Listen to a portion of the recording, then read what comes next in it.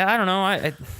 I'm I think if I was getting into the game, or at least trying to get somebody into the game, I would say I'm happy about the core sets coming Yeah, back. I think the other thing too is that I mean a lot of content people have talked about it over and over again, and I'm sure Wizards of the Coast has pointed out like it's probably the best place for them to do reprints, needed reprints, or to put a Paleka worm in the rare slot. You're gonna light me up already about that. Hot takes right off the bat. Yeah, Paleka worm is now a rare. It's now a rare because in the draft environment, it needs to be a rare. Yeah, it's a big motherfucker that can't and you can't end up having multiples of Yeah, in your deck. the odds are very low that you'll have multiples of. But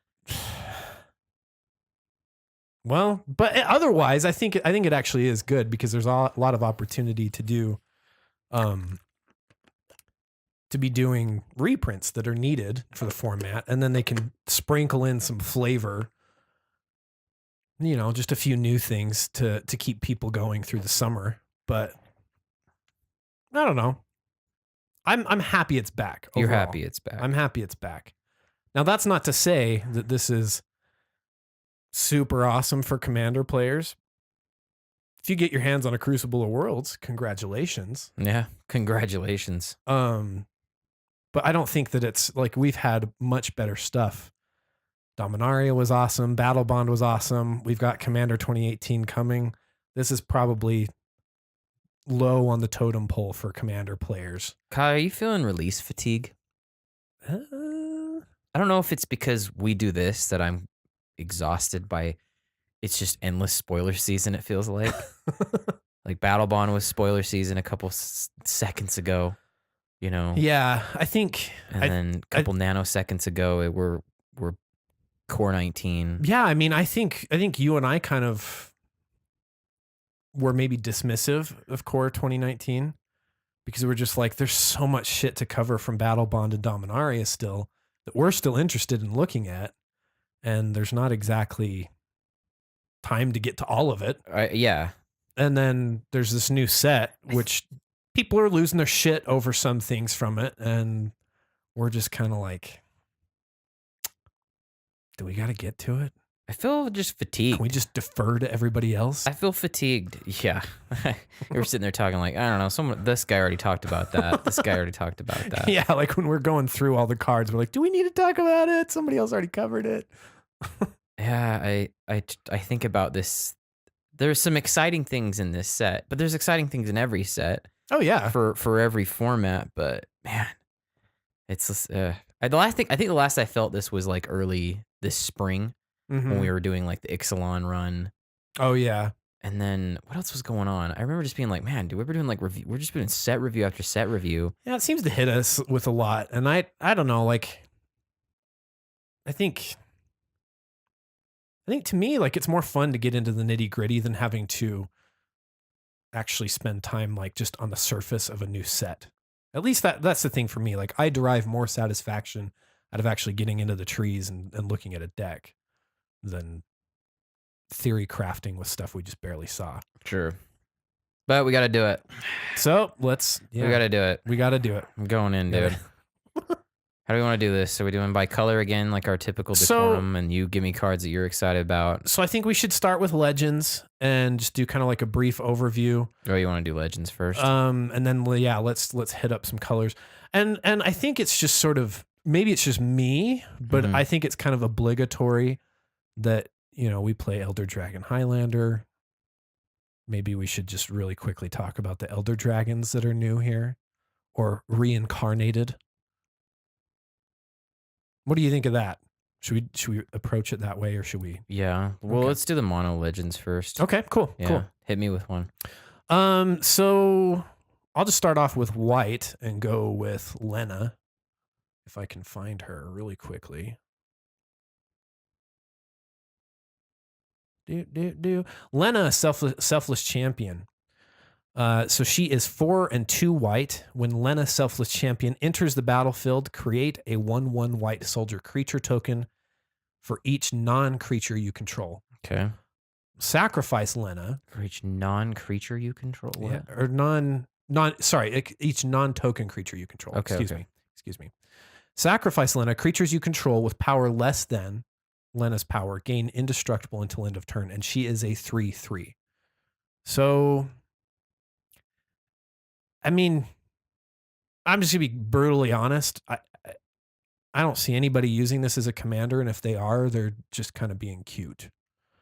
But I do think it is a useful card in Commander.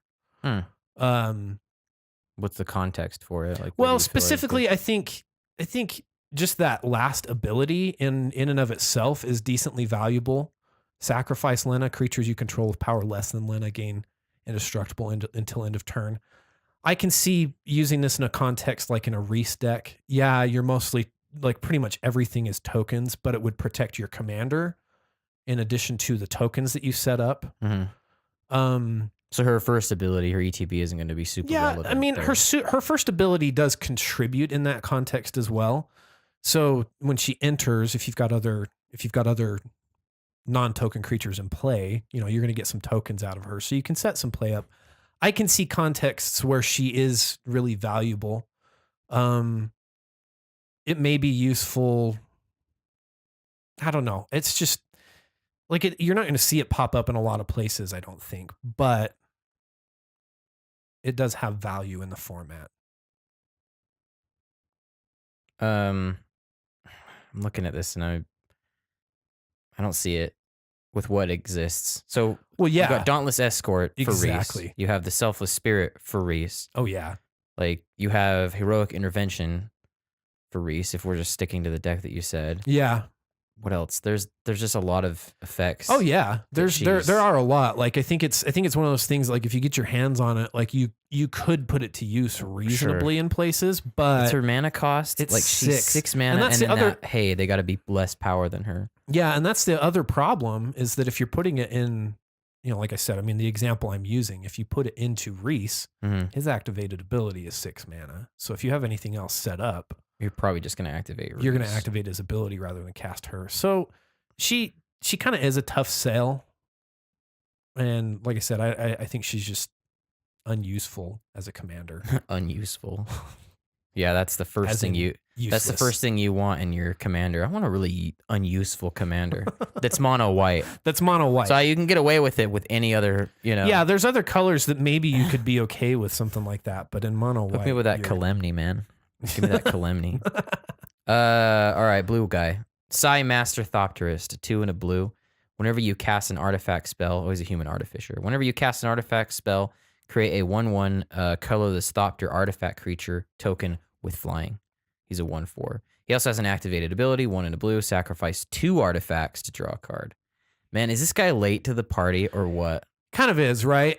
He in a world where Jehoira, Weatherlight Captain Miss Frizzle exists.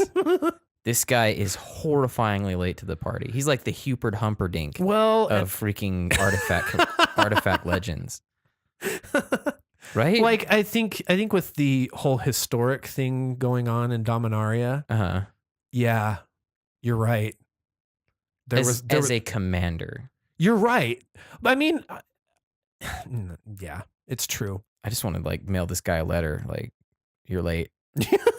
3 months ago, or more 3 months ago, probably earlier this year, if they would have dropped this guy, people would use him, be focused. But then Jehoira came out, and they'd be like, right. Well, it looks like I'm just transitioning over to because they could add red and more easily get card advantage. I think what I would be interested in with this guy, like what would change my mind about him, is you just remove the mana requirement from his activation. Like I'm okay sacrificing 2, but don't make me pay mana for that when Jehoira fucking exists. Yeah. Like don't make me do that to draw a singular card. Oh yeah. Or that he only produces 1 Thopter. Like if he made 2 Thopters.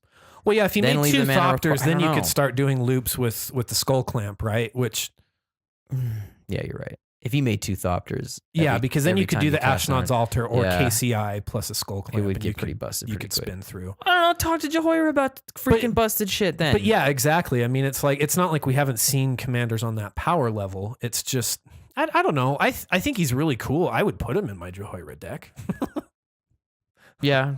Um, Yeah, because he's 3 mana. Like I definitely would. He's enough to get. Yeah, because you're gonna Valkyries. get more. I don't know if I'd ever see myself activating that ability unless somebody had like Yeah, unless you're Darksteel just, mutated or removed her from the equation. yeah.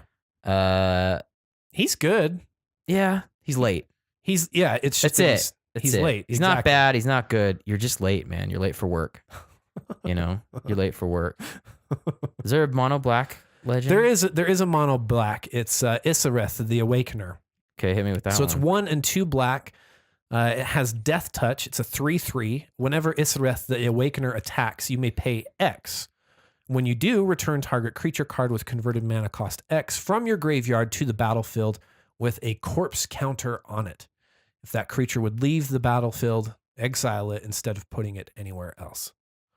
I don't know what your thoughts are with Isareth. I think my thoughts kind of went to Chainer a little bit when you're doing this type of stuff. Obviously, Chainer has access to other graveyards, Mhm. but Chainer's converted mana cost is twice as high. Yeah.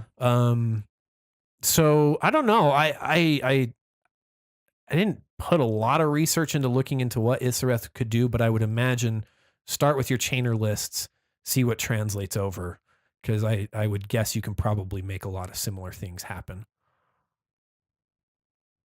Thoughts, Andy? I like that she's only 3 mana Yeah.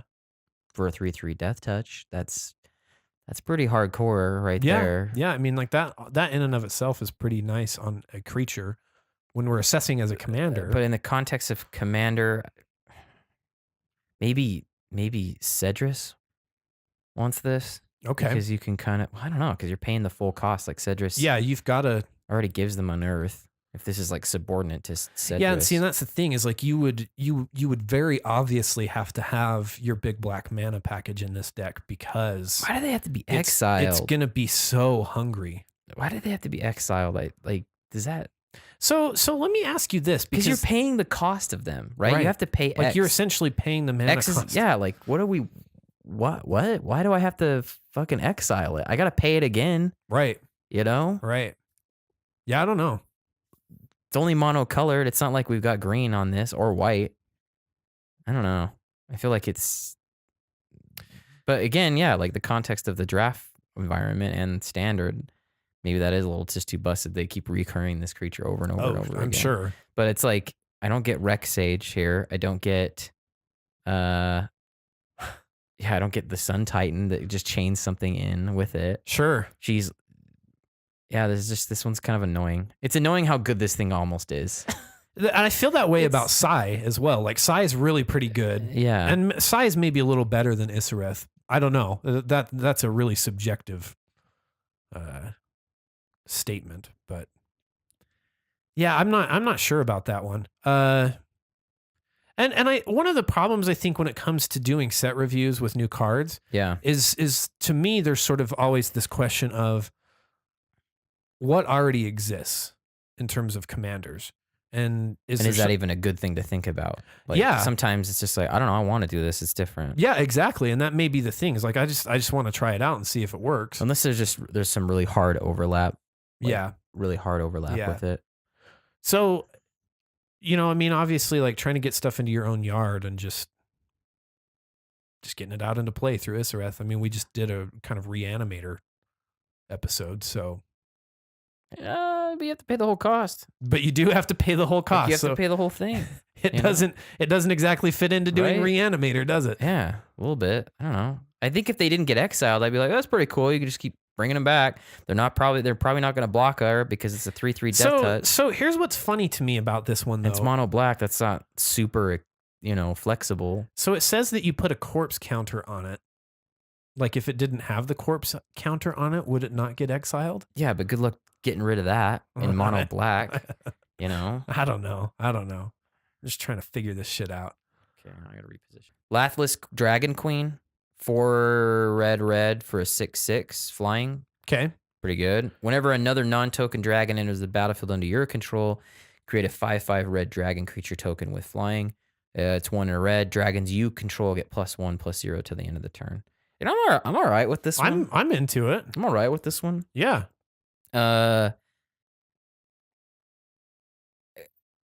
not all dragon decks need to be freaking the Ur Dragon.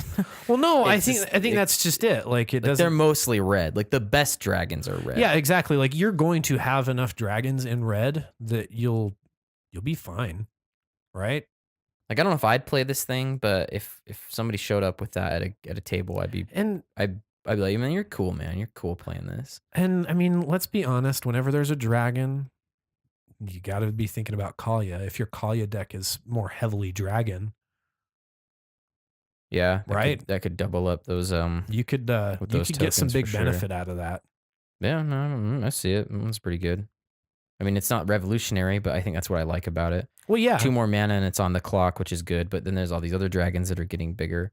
A lot of haste enabling effects exist, so getting her and her dragon tokens all haste would be really good. The damage could go pretty fast. I think with this. so. They can get there pretty fast. It's a 6/6 for 6. Like I think it's Yeah, about and like as you said, it effective as has you the can fire make it. breathing, so it's a 7/6 with just 2 extra mana. Yeah, Like, and all you're- the dragons get that effect. yeah. So you're good. Okay, green one. So let's go with Goreclaw, Terror of Kal Sisma. Mm. It's 4 and a green for legendary creature bear. It's a 4/3. Creatures you cast with power 4 or greater cost 2 less to cast. And whenever Goreclaw, Terror of Kal Sisma attacks, each creature you control with power 4 or greater gets +1/+1 against trample until end of turn. This is good. You know, Yeah, it does the things that you would expect a mono green commander to do. It sort of helps you ramp into bigger things. mm-hmm. So it's encouraging your deck to have ramp to begin with, encourages you to play bigger creatures, and gives you benefit for having played those bigger creatures when you attack. So, I mean, I don't know. Mono green, I think, is all the mono colors are pretty straightforward when they're in kind of in isolation. Okay. Goreclaw doesn't seem to be like I think Goreclaw is a tenable mono green commander, I guess is what I'm getting at. Even though it seems fairly straightforward. Yeah, this is not a bear tribal card No. because No. a lot of the good bears, I mean, are 2/2 for 2. Yeah, no, you're not doing that. So you're not it's- really getting that. like I that said, I value think from it. I think what you're doing here is you have a pretty large ramp package in your deck, so you can just start casting big creatures. Yeah, I like the idea of having this thing around, like to do a what is her name? Saleva Green Stompy. Oh yeah. Oh You're yeah, not exactly. really trying to combo off or really like get way out of hand, but you are Mhm. kind of a little bit ahead of everybody with the stuff. Mhm. I don't know what it is about the art on this card. It kind of freaks me the fuck out, dude. Dude, it's That because is it's a one bear fucking yeah, but attacking, it's dude. a really evil looking it's a bear. fucking bear. It's a really evil looking bear to me. Like that thing looks It does. It's malevolent. particularly, yeah. yeah, I like that malevolent. It is. It is indeed. Yeah. Is there any other mono legends or is They had one in each color. So say one thing for a core set. Say it maintains its symmetry. it totally typically. it absolutely does. Like They you're kind of do. It's a well-rounded. Like, all right, we're gonna do one for everybody. Not Well, yeah. where's the enemy of this? Where's the friends color? and we combination? certainly have had sets where we're looking around. Where's the cycle of legend, like monocolor legends, which they often do, I think. But sometimes there's things missing, especially in smaller sets. Okay. Should we stay on color, or do you want to talk about the rest of the legends? I think we should do the rest of the legends. Okay, let's do it. Okay. So, really big flavor win with the multicolor legends in this set, Yeah, huge flavor win. and everybody. I think the last several releases, Wizards of the Coast has done right by Commander players. Dominaria was really good to Commander players. Battle Bond is pretty good to Commander players. Yeah. There's a big flavor win here in the core set for Commander players. So, yeah, I mean, I don't think we always pat Wizards of the Coast on the back, but we can do that. Yeah, these cards were not necessary. Like, no, I don't think anyone saw these coming. Like, when are they going to no. do this? No. You know, I bet if you look at like forums of, do you think they'll ever reprint them? And it's like, yeah, no, like that story happened, but here we are. Yeah. Right. Yeah. So the Elder Dragons, Kyle, they're There are the ED in the EDH. They sure are. We've got That bit of a trivia. return to the Elder Dragons. Hit me with one. Okay. So I'm gonna hit you with one, Okay. but I want to preface it with Okay. with a little story time.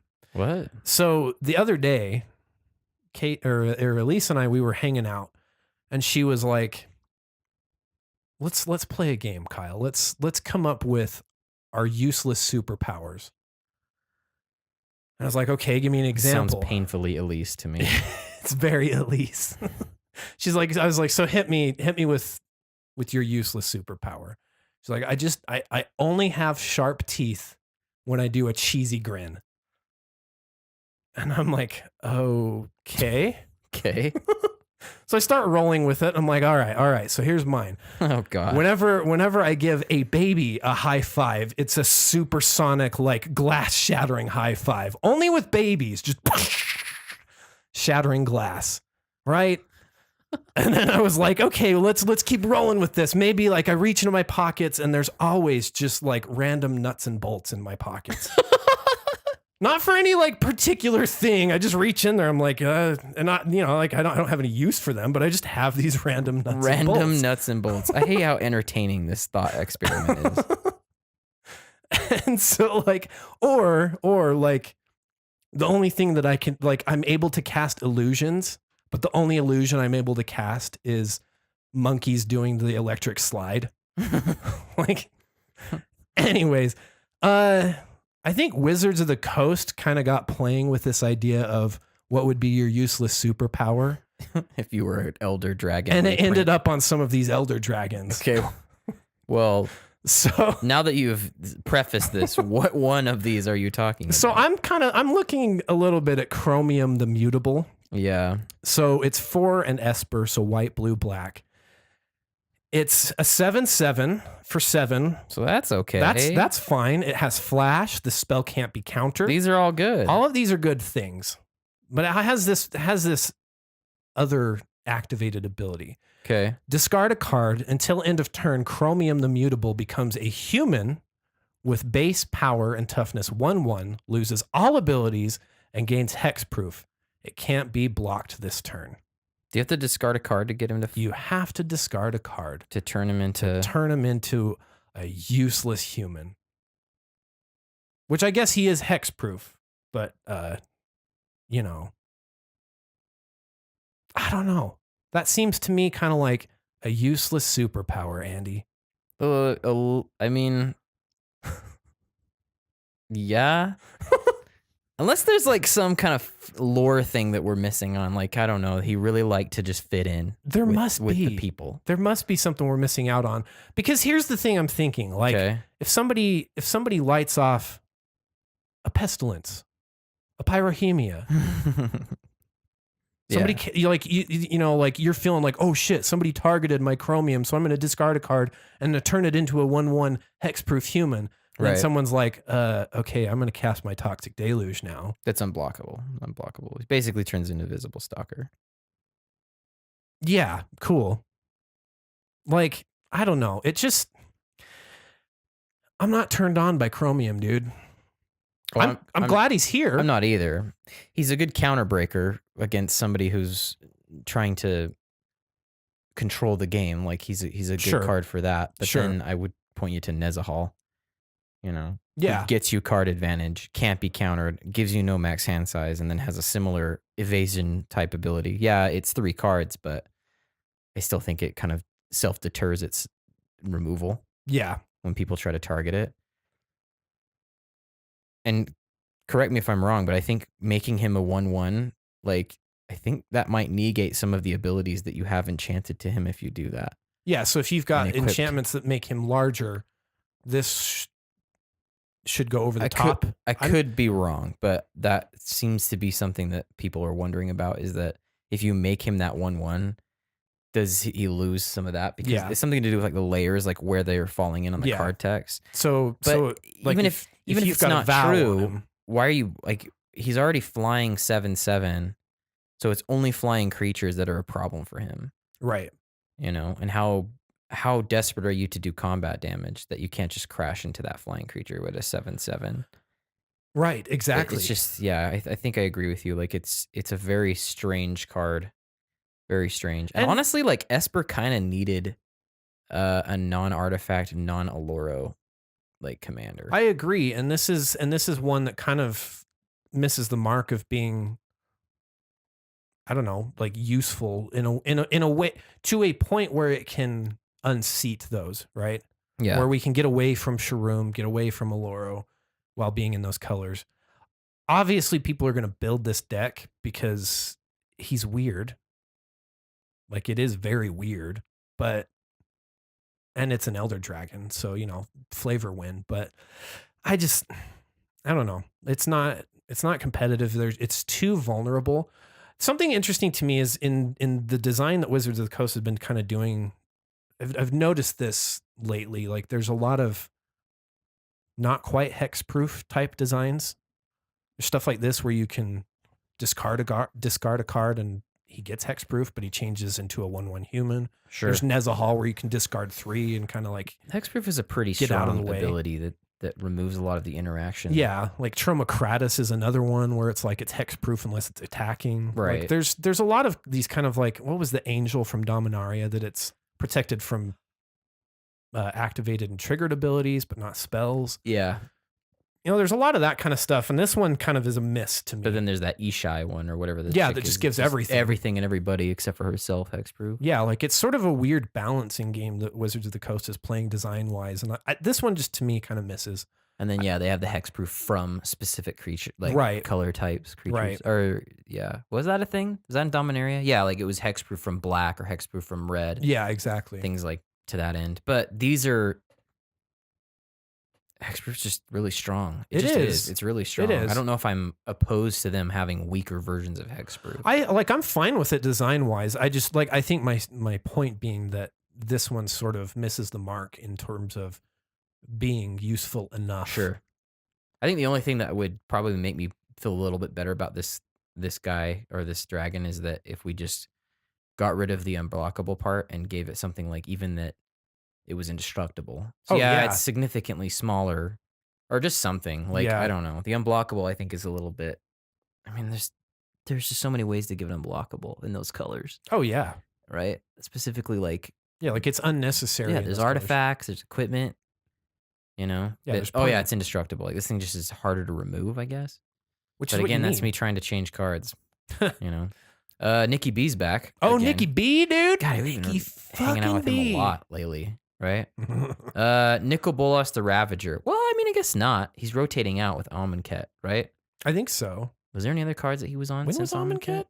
Amonkhet's rotating this fall. Is it really? Well, Yeah. okay, cool, dude. Guess we Yeah. need another one. Nicol Bolas the Ravager. 1, a blue, a black, and a red, as per all Nicol Bolases. Flying, when Nicol Bolas the Ravager enters the battlefield, each opponent discards a card. It's a 4/4. But it's a flipwalker. So this can actually be your commander, and you can have him as a planeswalker if you are ready to pay 7 mana to do it. Yeah. So exile Nicol Bolas the Ravager, then return him to the battlefield transformed under its owner's control. Activate this ability only time you could cast a sorcery, which is, yeah. So then he becomes Nicol Bolas the Arisen. Cool. Fucking Nicol Bolas the So it's a Arisen. planeswalker with 7 loyalty, as is usually the case with him. He usually comes with a lot of loyalty. Yeah, So he can go up 2 to have you draw 2 cards. That's pretty good. that's awesome. He can bring him down by 3. Nicol Bolas the Arisen deals 10 damage to target creature or planeswalker, so he can remove threats or other planeswalkers. He can bring him down 4 and have target creature or planeswalker card from a graveyard into the battlefield under your control. So you can actually do both of those, and then you would lose him. And then his ultimate is just exile all but the bottom card of target player's library, which is so painfully Nicol Bolas. Right? Like, that- I'm going to give you one chance. Yeah, I'm gonna give you one fucking chance, whatever that card is.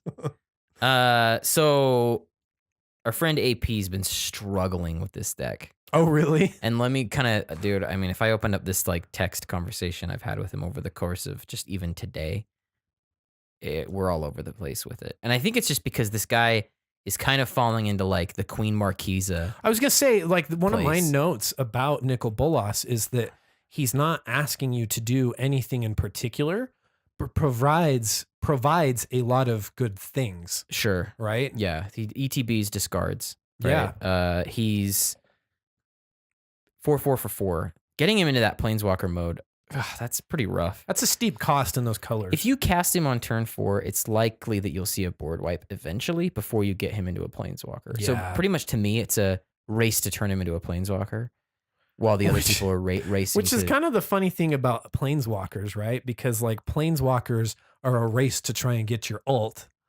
In this case, you're racing to try and turn him into a Planeswalker so you can then race to get his ultimate. Yeah. If that's what you ever end up landing on. Yeah. So he's come up with a couple ideas. He did like the least fascinating of which would be like a Grixis control deck. Okay. Just good Grixis colored cards to try to control the board. A lot of like Anger of the God type effects, Evacuation, Cyclonic Rift, just keeping creatures out of the way so he can finally hit his ultimate. His ultimate only hits one person. It's not like it's game winning. It's just game ending for one person. Right. Potentially, depending on what that last card is.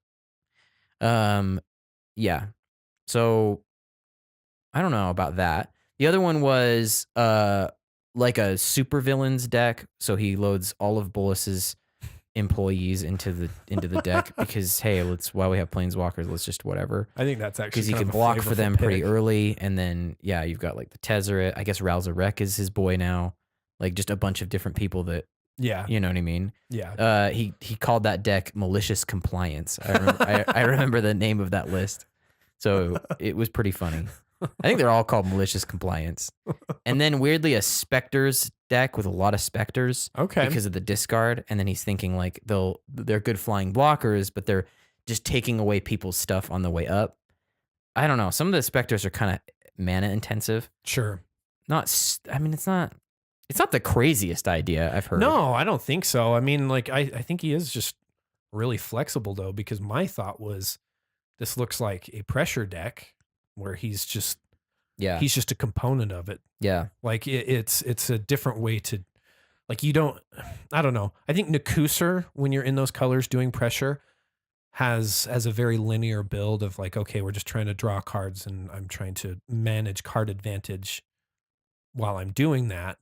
Whereas Nicol Bolas is just like, let's just open all of the pressure, I think. That's kind of what he's pointed at is. Yeah. So I've gotten his Spectre list today. Okay. Where he lands with this, I don't know. The card's not going to be cheap. Never is. Yeah. Because he's just pre-ordering pretty high right now. I think it's like $20 to $30 or something like that is what the pre-order is for that if you want to try to get it. Yeah. But unless somebody never breaks it in the format, it might come down. Yeah, but that's the thing though, is that there's other formats that are going to be, I mean, 4 mana for a 4/4. I have for a 4/4 flying. I have to wonder if there's uses that you gotta fix your mana though. It's true, but I have to wonder if there's uses for it. But the mana is pretty clean in this standard. I think. Yeah, like it's pretty easy mana comparative to what you and I were dealing with when we were playing. Oh yeah, yeah. Yeah. I don't know. That's what he's saying is what he's gonna try. Cool. I think if I was gonna tackle it, I'd fall into like just the classic. Instance of sorceries, heavy kind of stuff. Sure. I definitely would be trying to keep that board clear. Yeah, I mean, it would be annoying. But I don't know. I don't know how I feel about having that, like, just I'm between some kind of board wipe or board sweep and I lose him. People attack him because they're afraid that I'm going to land that ultimate. Oh, yeah. I like the stealing kind of idea. That was another one that he actually went with, was kind of like a theft and cloning effects. Yeah. And I got thinking about it. I'm like, if you can steal things a little bit more permanently, it's actually better than cloning because you've removed what they have from the game. Yeah, I mean, I like, or at least from their side of it. I've used a lot of the like mind control type enchants in Unesh. Obviously, how effective would you say those are? Like, just being honest. Well, so I think I guess if we're being honest about it, there are instances where you have those types of spells in your hand if you put a lot of them in your deck. Okay. There's instances where you have those types of spells in your hand and you don't have a target. I don't think I've perfected the art of using them either, because I'm sitting there thinking usually, I know there's something bigger than what's on the board right now. Sure. I'm going to wait until that gets here. Yeah. And So I think I'm conservative in using them. I wait longer than most people probably would. Hmm. But there's definitely times that they don't do what they need to. And, you know, like they're obviously if you're dealing with somebody that's in the colors for enchant removal, you're not going to keep it for very long. My feeling towards cloning stuff is I'm taking a piece of their puzzle and I'm just gaining it in my puzzle box. Sure. They still have a piece of their puzzle. Sure. They still have their piece that's taking their deck where they want to go. Like it wasn't put in the deck haphazardly, one would hope. Oh yeah. So cloning it, it doesn't feel like. Well, it has to be something. But but okay, then I guess I could say the other part of it is like it depends on what I'm cloning. Like Sure. like an objectively good card that's good for anybody being cloned. Yeah, you know, like I cloned his Consphinx would be a shitty fucking example, but that's always okay. Yeah, it's just objectively. Who could good. not use one? Yeah. Or I cloned his Fleshbag Marauder to set another one off. Yeah. When I'm kind of on the back foot. Yeah. Things like that. Stealing stuff I think feels better because I just have it. You know. Well, yeah, but at I the same agree. time, you're forced sometimes to take pieces of their puzzle that don't really advance your board state. All it does is hold them back. And you're right; it's always out there for them to kind of like. Yeah, I mean, like so the one that I really actually kind of dislike is I think it's the Sower of Temptation. You don't like that card. It's the creature, Huh. right? Yeah, I know what you're talking about. Because it's much more vulnerable to removal than the enchants are. Sure. Everybody has creature removal. Sure. Everybody has board wipes. It's such an expensive card too. It is. And I would point somebody I'd prefer to have mind to control. the Thalakos Deceiver. It can't even be blocked. It's shadow, and once you sack it, you gain control of it permanently. Yeah. It's the same thing. They're open to the same amount of removal. Yeah. Like the whatever you get control right away, but it doesn't have haste. No. If you gain control of their creature, it becomes sick or whatever because it wasn't under your control for the entirety of the turn. So it's. I do think if you're going into red, things like Zealous Conscripts you can maybe use a little more flexibly. Right. Where, you know, if you want to like attack it into somebody, say, hey, I'm going to steal this thing and will you kill it? Yeah. He's going to be interesting to figure out whatever direction I think they're going to land on. What I'm betting is it's going to be something like, I don't know, pretty control heavy. Yeah. Spectre Tribal seems cute. That's kind of fun. I think one more thing I might try to do with this, if I could, it would probably do like an Aikido type thing. Oh. It sucks it's losing white, but things that kind of like redirect combat, whatever. Like you're just sowing discord with him or something. I you like have that. Portal Mage, the Illusionist Gambit. Oh. There's the Backlash effect and what is it? Delirium. Like you have. Okay. You don't have Deflecting Palm. Sure. Yeah. All right. That's a fun one. Nicol Bolas will be interesting to see the different builds people come up with. Yeah. Let's move over to, and we'll just kind of get this one out of the way. I think, Arcades the Strategist. So 1 green, white, blue, flying vigilance for a 3/5. Whenever a creature with Defender enters the battlefield under your control, draw a card. Yeah. Each creature you control with Defender assigns combat damage equal to its toughness rather than its power and can attack as though it didn't have Defender. The Command Zone covered this extensively. It was their spoiler card. They gave a lot of stuff out there. I am particularly interested in this one. I've done Doran in the past, and had a lot of fun with him. I didn't go the route that a lot of people go with Doran, where you have a lot of Defender in it and try to turn the walls into non-walls. But this solves that problem. But this solves the problem, removes it completely. So I think it makes that Doran and the card build draw kind of is what's so obsolete and busted. And that was always the problem that you come into with that. It was card draw. Draw cards every time you drop a creature. That's the part that just like sets this guy over. Well, the top. and the other thing too is that you're in colors where you can mess around with ETB stuff with them, right? Oh yeah. So you can put Rune in here. You can put Brago in here. That's almost like that's a signature card for him. Yeah, like you can do a lot of stuff that doesn't have to be just I'm just casting walls. Whatever. Yeah, we don't want to be genderist with these dragons. Fuck no. Yeah, it's gonna be a solid. It's cool. It'll be really good. I'd hurry on the cards though. Yeah, they are gonna go up. I mean, everyone's gonna have their heyday with this one. Yeah, for sure. Bant is really like this color identity is very popular. I think people like the idea of having Bant on their side of the table. Probably Bant do. needed something good, and it besides is good. Derevi. Rune's kind of Rune's mediocre. And then the other one that like everyone knows is just a kill on spot, the dude with his lion buddy. Oh yeah. Palladium Moor is the Ruiner. 3, a black, a green, and a white. So Naya, the sister of Nicobola, survivor of the Elder Dragon War, the most vicious of her kin. Really? Okay. Yeah, she's not the biggest. Flying, Vigilance, Trample. So everything that you won't probably want from those colors. Yeah. Well, where's your first strike? Yeah, you do want first strike. I guess we're getting that. Yeah. And then Palladium Moor is the Ruiner, has hexproof if it hasn't dealt damage yet. Okay. So I think that means like ever. Not even like this turn. I think it's like ever she'll lose it. So if we're doing this whole game of useless superpowers, this one's pretty up there. This one's in there. I could be wrong though, because I think that like if they leave, I don't know if it's like the game knows that she's dealt damage. Like if she comes back and re-ETBs. So there's does a it rules forget that. Yeah. So there's a rules thing here that we're not maybe clear on yet. But even still, giving that vulnerability of not having hexproof, regardless of how permanent it is I don't know. It's difficult. I didn't even spend time like exploring this one because I don't know if it's just because like dragons kind of as a general theme to me are sort of there's something weird to me where like dragons are really cool. The concept of dragons are really cool. But in Magic the Gathering, I don't feel like I'm that turned on by playing dragons. Mm-hmm. I don't know why. But this one, it's like, yeah, it's fucking cool. It's a 6/6 for 6 with vigilance, flying, and trample. Like, what more could you ask for than that? Like, I shouldn't be turned off by losing hexproof. Sure, but I kind of am. Yeah, it's just a stat stick. Like it just has a bunch of keywords on it. Right. Flying, vigilance, whatever. I don't know. This one's yeah.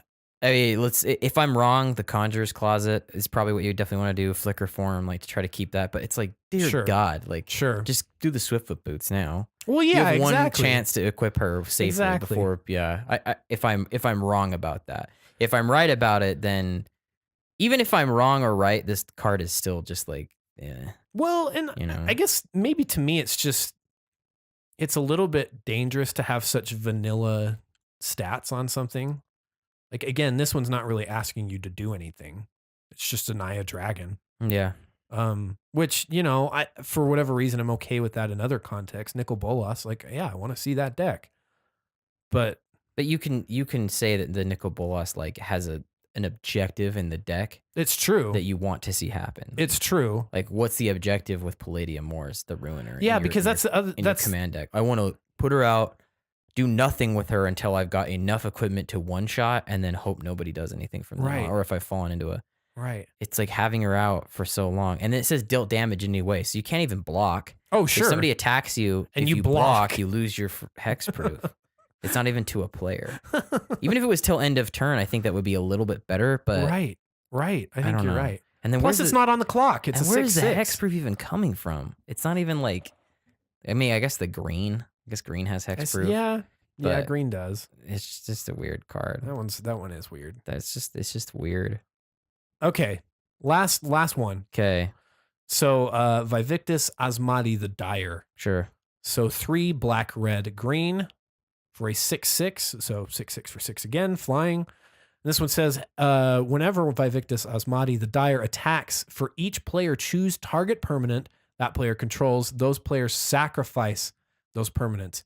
Each player who sacrificed a permanent this way reveals the top card of their library, then puts it onto the battlefield if it's a permanent card. I'm actually okay with this. I actually really like this one. I think it's really flavorful, and I think we've seen some other things kind of in recent memory that sort of does this kind of gamble type stuff. I think it would be really fun to put Gonti and Atali in this deck. Let's just dig into other people's decks. You get some of it. I'm taking some of it.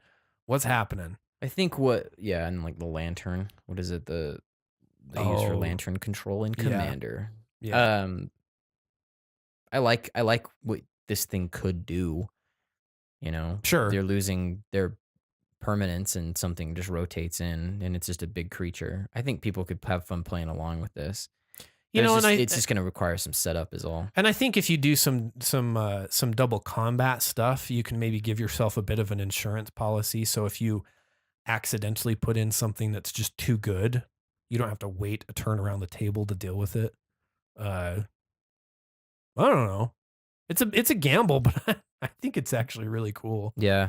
It's weird that it's like 2 Jund dragons in a row. We just got one in Dominaria. Yeah, the that's true. Dark Gods reincarnated or reignited or whatever. That's true. Yeah, that one's neat. I think there's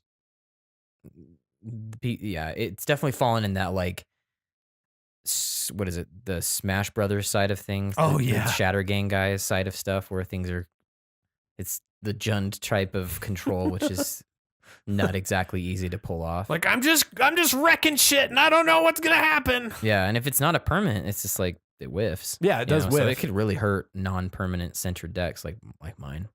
Yeah. It's not fun. Or it's just a land. They Yeah. can lose big stuff for our land. Yeah, that's right. That's Somebody's painful. got their big ass like planeswalker, like God, what's a really bad one? Like Teferi. Now you don't even need to attack their planeswalker. You do like more Yeah, like I think there's a lot of reach with Vivictus. It's cool. Yeah. I'm interested in it. I think it would be fun to maybe do a deck tech if we find time in our schedule. Yeah. All right, cool. Is that all of them? That is it with the Elder Dragons and the legendary creatures. Okay. And then we already talked about Crucible World, so that's being reprinted. Yeah, that's a good reprint. Get your hands on That's a damn good reprint. Yeah, it's way so any of these legends you're thinking? Do you want to move on any of these, Bao? Like I said, I think Vivictus is pretty cool. I'm interested in Arcades, the strategist. However, I will say I've done Doran. I kind of moved over to your time with big I've butts? moved over to kind of doing Ikra Timna with big butts. Yeah. It may be time to just let go of them, or it may be time to go with Arcades. I don't know. Who knows? So I think this is a really good, and maybe this is just because it's happening. Arcades, if the prices aren't getting too crazy, like some of these walls are already shooting the fuck up because of this. But I think this would actually be a good, like, hey, let's introduce you to Commander type deck. Yeah. Because it's an aggro deck, but they do have a lot of toughness, these walls. Just achieving global vigilance is enough to kind of make it a less, you know what I mean? Yeah. Like losing the advantage. I think it's, because like it makes they it deal so that damage attacking is favorable. Yeah. And defending because now they'll hit back rather Right. than like, oh, not that anyone would bother. But sure. But then it's also, it can demonstrate the importance of card draw. Yeah. In a deck. I think the ability's neat enough that it isn't boring for the established players to play against a deck like this. Sure. Like I think a lot of ones that come up for like, oh, what's a good intro commander to introduce people to the game of Commander? I think Stonebrow Krosan Hero comes up a lot. He's the guy that just says, yeah, all your creatures with trample get +2. Okay. He's like trample tribal. Yeah. Things like that. Like tribal decks are good to bring up. But I think that some of them are kind of boring in that they're not really getting that ignited feeling of, wow, cool shit's happening. And then they're boring to play against. Yeah. So this to me kind of stands out of like, yeah, the cards for that deck would be cheap. Sure. I mean, yeah, except for that one that like just shot up to $10 overnight. It's like the 0 mana 0/6. It's like the resist something sphere or something like that. Yeah, it just shot the fuck up because it's like it hasn't been printed forever. No one uses it, but it just would be objectively good in this deck. Sure. So yeah, the cards for it would be relatively cheap. It's a green deck, so there's not expensive mana. Yeah, ramp. you can get your mana ramp. Yeah, like you don't need to be finding them a expensive mana base either. You don't have to worry about a chromatic lantern because you can just ramp into your stuff. Yeah, you can find your stuff. There's Cryptolith Right. You can trim this stuff into like, there's some flexibility there. Sure. It has white and blue and green in it. So it's like these are good colors for Commander. Yeah. That if they tried to invest in this deck and then got upgrades, these cards would be universally, they would be like if they got really into it, like, yeah, got to get you that Cyclonic Rift, man. It's a blue staple. Well, now they have a Cyclonic Rift. Yeah. You know, let's get you the Swords of Plowshares. That's not even an expensive card, but you know what I mean. Like, yeah, exactly. Just I think it's just a good intro. Commander. I like that. I think that's a really good, especially good with it's like, let me teach you how to play it. Yeah. and then let me teach you how to build Because these it- kind of things. because These are it the things kinda- you're looking out for. And it also has enough complexity that you can get that new player learning some complex things outside of just like you've got a vanilla commander. Like you said, it's not boring. Sure. Like it has some complexity to it where you have to pay attention to the creature type Yeah. and things like that. But it'll pilot itself almost. Like they draw cards when walls are coming in or defenders are coming in.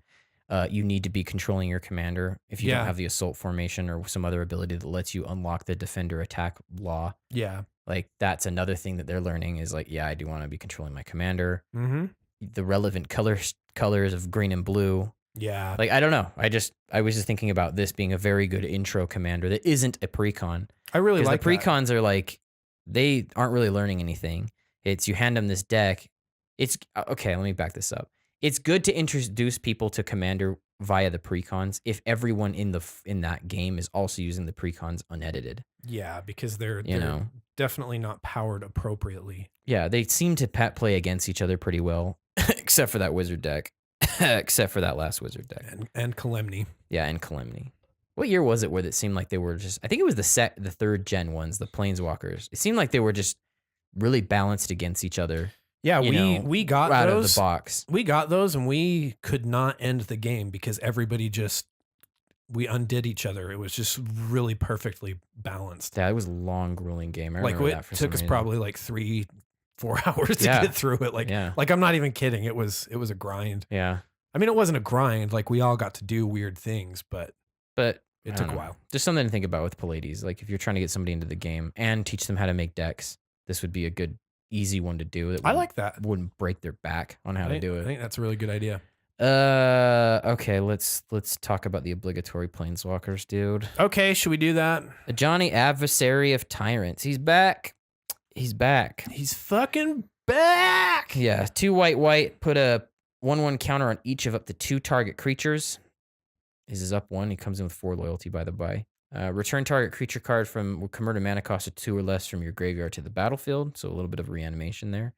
And then his ultimate, if you can achieve 7 loyalty from him, is that you get an emblem that at the beginning of your end step, create 3 white cat creature tokens with lifelink. I like that it's on your end step. Yeah. 'cause it's like you're done with the turn. Yeah. Yeah. You have blockers, and then when you finally come back around, you can actually attack with them. This one. So going to our method of trying to evaluate planeswalkers, As like treat them like, how do they compare to do nothing enchantments? yeah. So I think his up ability Uh-huh. of put a 1/1 counter on each of up to 2 target creatures. Obviously, like you're gonna have this, like you should if you're using a Johnny appropriately. It should be in a place where your +1/+1 counters matter. Yeah. I think, because I think there's the potential of whiffing if you're not putting this in the appropriate place. Right? Sure. So I don't know. Like I think that's a very particular ask. +1/+1 counters. Then return target creature card with converted mana cost 2 or less from your graveyard to the battlefield. I didn't do any comparison research on this, but this is a somewhat common thing in white to return small things from graveyards. Yeah. And so I'm not sure where that fits in. Obviously there's the Sun Titan that's kind of like would be the easiest comparison. And so I don't know. There may be other things that can do that better though. Oh, well, Sun Titan for sure. But yeah, this is creature 2 or less, not permanent 3 or less. Right. Yeah. It's comparing him to like a do nothing enchantment. Like if that's how you and I are doing it now. I mean, yeah, it still has things that you'd like, right? It gives Sure. +1/+1 counters with that enchant that kind of says, hey, if a creature dies with a what is it, Together Forever? Oh yeah, The that's Regna, right. whatever so that one. came from Battle Bond. That's a good way to kind of replenish that. Yeah. There's a lot of commanders that are interested in +1/+1 counters. Yeah. So I think in terms of that, Landing like that it is ultimate, helpful. I don't know if anyone's really going to stop you from landing that ultimate. Yeah, it's okay. If the emblem was more like Assemble the Legion, Oh, maybe fuck. people are really like, I don't think that's an ultimate your opponents are going to be like, oh shit about. Yeah. Does that make sense? Like it might actually happen because people are just like, cool, you get a 3. You know what I mean? It's not like Duretti or something. Yeah, like that. it's not just like, holy fuck, what are we going to do in the face of this ultimate? It's just, that's nice. Cool, Yeah. man. Yeah. Yeah. Moving on to blue, we've got Tezzeret Artifice Master. Oof. So 3 and 2 blue. He has 5 loyalty to start with. Then the +1, create a 1/1 colorless Thopter artifact creature token with flying. Mhm. Has a 0 of just draw a card. And if you control 3 or more artifacts, draw 2 cards instead. And then the ultimate of -9, you get an emblem with at the beginning of your end step, search your library for a permanent card, put it onto the battlefield, then shuffle your library. Speaking of ultimates that people are not going to be interested in you having, Yeah, no joke. that one is definitely up there. He's cool, man. He's This one's- becoming really post-human in his art. It seems like he's becoming fuck yeah. less, and pretty much he's just going to be like some tin foil with lightning on. Like that's about it. It just keeps going further and further. I actually really like Tezzeret, and I think he solves one problem that a lot of planeswalkers have, in that typically with a lot of planeswalkers, you need to have other creatures established in To order block. to protect them. Yeah. Tezzeret solves that problem. Obviously, you're going to put this into an artifacts deck, and so that 0 of being able to draw 2 cards, if you have enough artifacts, if you have Metalcraft, essentially, Yeah. that's really powerful. I think. I don't know. What do you think, Andy? Yeah, I think your evaluation's good. I think this one's probably going to see use for an artifact decks for sure. Yeah. Especially since you can just create Thopters that can be clamped away. Exactly. Or that non-moving one of 0. I draw 2 cards, and I draw 2 cards, and I draw 2 cards. Like that's probably enough for me. Just keep up 0 and 1. If I end up landing that ultimate, sure. Yeah, I mean, you know? obviously there's good card draw in blue, but like if that's kind of what you're doing is artifacts, like I don't see why you wouldn't include him. Sure. He's probably going to be a little bit pricey though, because doubling season present, you've got your ultimate. Yeah. The minute he comes That's down. thank you, Atraxa. Yeah, it's like, okay, here's the emblem, right? But yeah, I like him. I like the art. I actually like this one. Cool. You know, it's your girl again. Fucking Lily, dude. Yeah, Liliana. Liliana, untouched by death. 2, a black and a black. Legendary planeswalker Liliana. Put the top 3 cards of your. Oh, she comes with 4 loyalty. Bringing her up says put the top 3 cards of your library into your graveyard. If at least one of them was a zombie, each opponent loses 2 life and you gain 2 life. So right away we're thinking, okay, this is a zombie tribal focused Liliana this time, not just death and sex. -2, each creature gets -X until the end of the turn, where X is the number of zombies you control. Target creature, not each. That would actually be really busted. So yeah, she just drains them, right? Yeah. And then which is a pretty typical Liliana type ability. Right. Her non-ultimate, because it's only down 3 and she starts with 4. Yeah, you can do it. Is you may cast zombie cards from your graveyard this turn. I think this is what makes her compelling, is that. Yes. So with Rooftop Storm out. Oh, fuck, dude. And a sacrifice outlet. Just loop. Yeah, it's just done. Like whatever it is. Blood Artist, it's gone. Right? So yeah, because it replaced the cost to 0. So you just sack them and recast them and sack them and recast them and sack them and recast them. And it's just like, because it's just, as long as the turn never changes, you're done. I hadn't even thought of that. So she's going to fit in with Jason Giralf. Yeah. What's the big boy with the gut?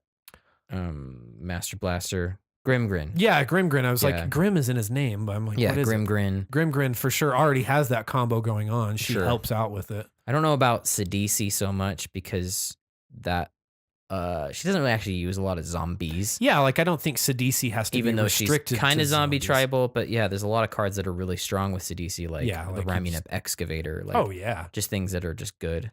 You know what's funny is I thought, like, if you're doing a zombie tribal deck and like you don't want to go buy yourself a Yawgmoth Will, here's your really budget, not nearly as good option for it, but then you've got what you just described. Like, passing up on Rooftop Storm, like this definitely goes with Jason Giralf, right? Yeah, the Necrophilia twins. Yeah, it does. Yeah. Okay, so moving on to red. Sarkhan Fireblood. So 1 and 2 red. He has 3 loyalty to start out. Mm-hmm. If you discard a card, or let's see, you may discard a card if you do draw a card. That's the +1. And he has an additional +1. Add 2 mana in any combination of colors. Spend this mana only to cast dragon spells. And then the ultimate of -7. Create 4 5/5 red dragon creature tokens with flying. I don't know. That ultimate I really do like a lot. But I don't. You would have more experience with kind of the whole discard draw thing. Is that worth it to you to pay 3 mana to do that? Yeah, I'd be okay with that. Okay. Because you can potentially repeat it. I mean, obviously we're looking at the best place to put this is in, again, a dragon tribal deck because of that other ability where you're adding 2 mana. Yeah, to cast dragons. The other 2 wants dragons. So he fits in with the other chick that we've got. Yeah, the other dragon, Lathis. He fits in with some decks. I think this is a standard card if I ever saw one. Just because I mean for 3 mana, especially with all these dragons that they've got, going on. I don't know. I really like Sarkhan. Like I'm a sucker for that character. I was gonna ask you this. You know the story of Tarkir, right? Like you remember I don't like. I know kind of like vaguely, but I don't know what actually like happened. I don't know what the climactic moment was really. Well, he kind of like went back in time and like saved Ugin, but I think it like I don't know if he got killed or what had happened, but he kind of reconstituted in this timeline as how he is now. Like now he's got kind of like the green skin looking thing, and that was where we had Sarkhan, where he was the Timur colors. That's right. But you're like kind of a big. Yeah, like, I'm kind of a Vorthosy type person. Well, a little bit. Moreover, like you're really big on like mythology. Like, does that define like fit into the whole hero's journey thing? Oh, because I feel like him and Elsbeth have a similar kind of where there's sort of this redemption like journey that they go on a little bit. Yeah, I think so. Because he went crazy. Right. Like Ugin like drove him crazy. Right. And he like left the plane. And then he actually ended up working for Nicol Bolas. Yeah. And realized like that's not my kind of dragon. Yeah. He likes the savagery. Like this dragon. Yeah. He doesn't like scheming. He likes just savagery and power. That's like let's not introduce him to Niv Mizzet. Yeah, he wouldn't like Niv Mizzet either. Like, who is this? Yeah, who is this dickhead? The fucking snobby Neil deGrasse Tyson of freaking. Actually, you imagine Niv Mizzet's Twitter account, dude. That would drive you. Dude, shut the fuck up, you cringe machine. God damn. All right, yeah, I don't know. As far as like evaluating the card, it's a really cheap option for your dragon tribal. Yeah, I think it's 3 mana in that context. Last Planeswalker. Yeah, last Planeswalker. Vivian Reed, who's could be anybody. Like that could be somebody who lives down the street. So when I was doing my my notes for this, I was actually annoyed because I know that we all dog on the Gatewatch, but I was annoyed. I was like, wait, who's the fucking green Planeswalker now? I can't remember her name. Sure. I'm like, where the fuck is she? I know it was some like stupid vanilla ass female name. Like Jane or something like that. Jane. Vivian. Turns out it's Vivian. Yeah, so she's pretty bland, Honestly, like if you asked me like make a green Planeswalker, man, like a mono green Planeswalker, what would they be about? I'd be like, fuck, I don't know what to do for you. If it's not like an elf or they care about killing or saving animals, one of the two. You know what I mean? Like I don't know what to give you there, right? Yeah. Vivian Reed, 3 a green and a green for legendary Planeswalker Vivian. She enters in with 5 loyalty. But you can bring her up by 1 by looking, and then look at the top 4 cards of your library. You reveal a creature or a land card from among them and put it into your hand. Put the rest in the bottom of your library in a random order. So kind of like looting the top a little bit, filtering the top, scrounging the top. You can bring her down by 3 and destroy artifact, enchantment, or creature with flying. And then her ultimate, if you can get 8, is you get an emblem that says creatures you control get a +2/+2 and have vigilance, trample, and indestructible. So that's a pretty sweet emblem. Yeah, that's a cool emblem for sure, especially the indestructible bit. Yeah, I'd be okay with if it just says they're vigilant and indestructible, but the other two. Yeah. As far as like a card goes, in a creature heavy or land centric deck, I think this can do things for you that some enchants won't do immediately. So so you can just kind of start digging, I guess. yeah, But yeah. I'd point you to Lurking Predators if you're doing if you're doing a Yeah. creature heavy deck. Like Lurking Predators is a fun card. Yeah, it does nothing the turn you resolve it, but fuck, just pass the turn and wait. Like Yeah, you're by the right. time we get back to you, some shit's happened. So there's that. As far as like destroying a target artifact, in creature or enchantment with or a creature with flying, like there's green cards that do that. Yeah, I think All of those things. this one just made me pause. Like I didn't, I don't know. Obviously, when you were doing homework for this kind of stuff, it's hard to do Sure. research into everything. But this one actually did kind of make me look a little bit. You mentioned Lurking Predators. Mm-hmm. Where an opponent casts a spell, reveal the top card of your library. If it's a creature card, put it onto the battlefield. Like that's really good, and that's 6 mana, so it's just one more. Okay. Or if you're just looking for like instances of this happening, I was actually looking and there's versions of this. Like it's a repetitive thing. Her first ability throughout green, there's a lot of it where you're kind of looking at the top cards and doing something. But there's a 1 mana sorcery in Dominaria, Adventurous Impulse, that does the top 3 and does the same thing. And I don't know. I was just thinking, I'm like, it's kind of, unless you're really planning on and feeling confident you can get that emblem, I don't know if you want Vivian Reed. I feel like like you said, there's more ways that you can easily destroy target enchant or artifact with a 3 mana cost spell with Krosan Grip, right? Sure. Like I don't know. As far as like the design for this thing, like I'm wondering like why they can't decide on a green planeswalker part of their super friends. Like I think all of them, well, specifically like the green and white ones.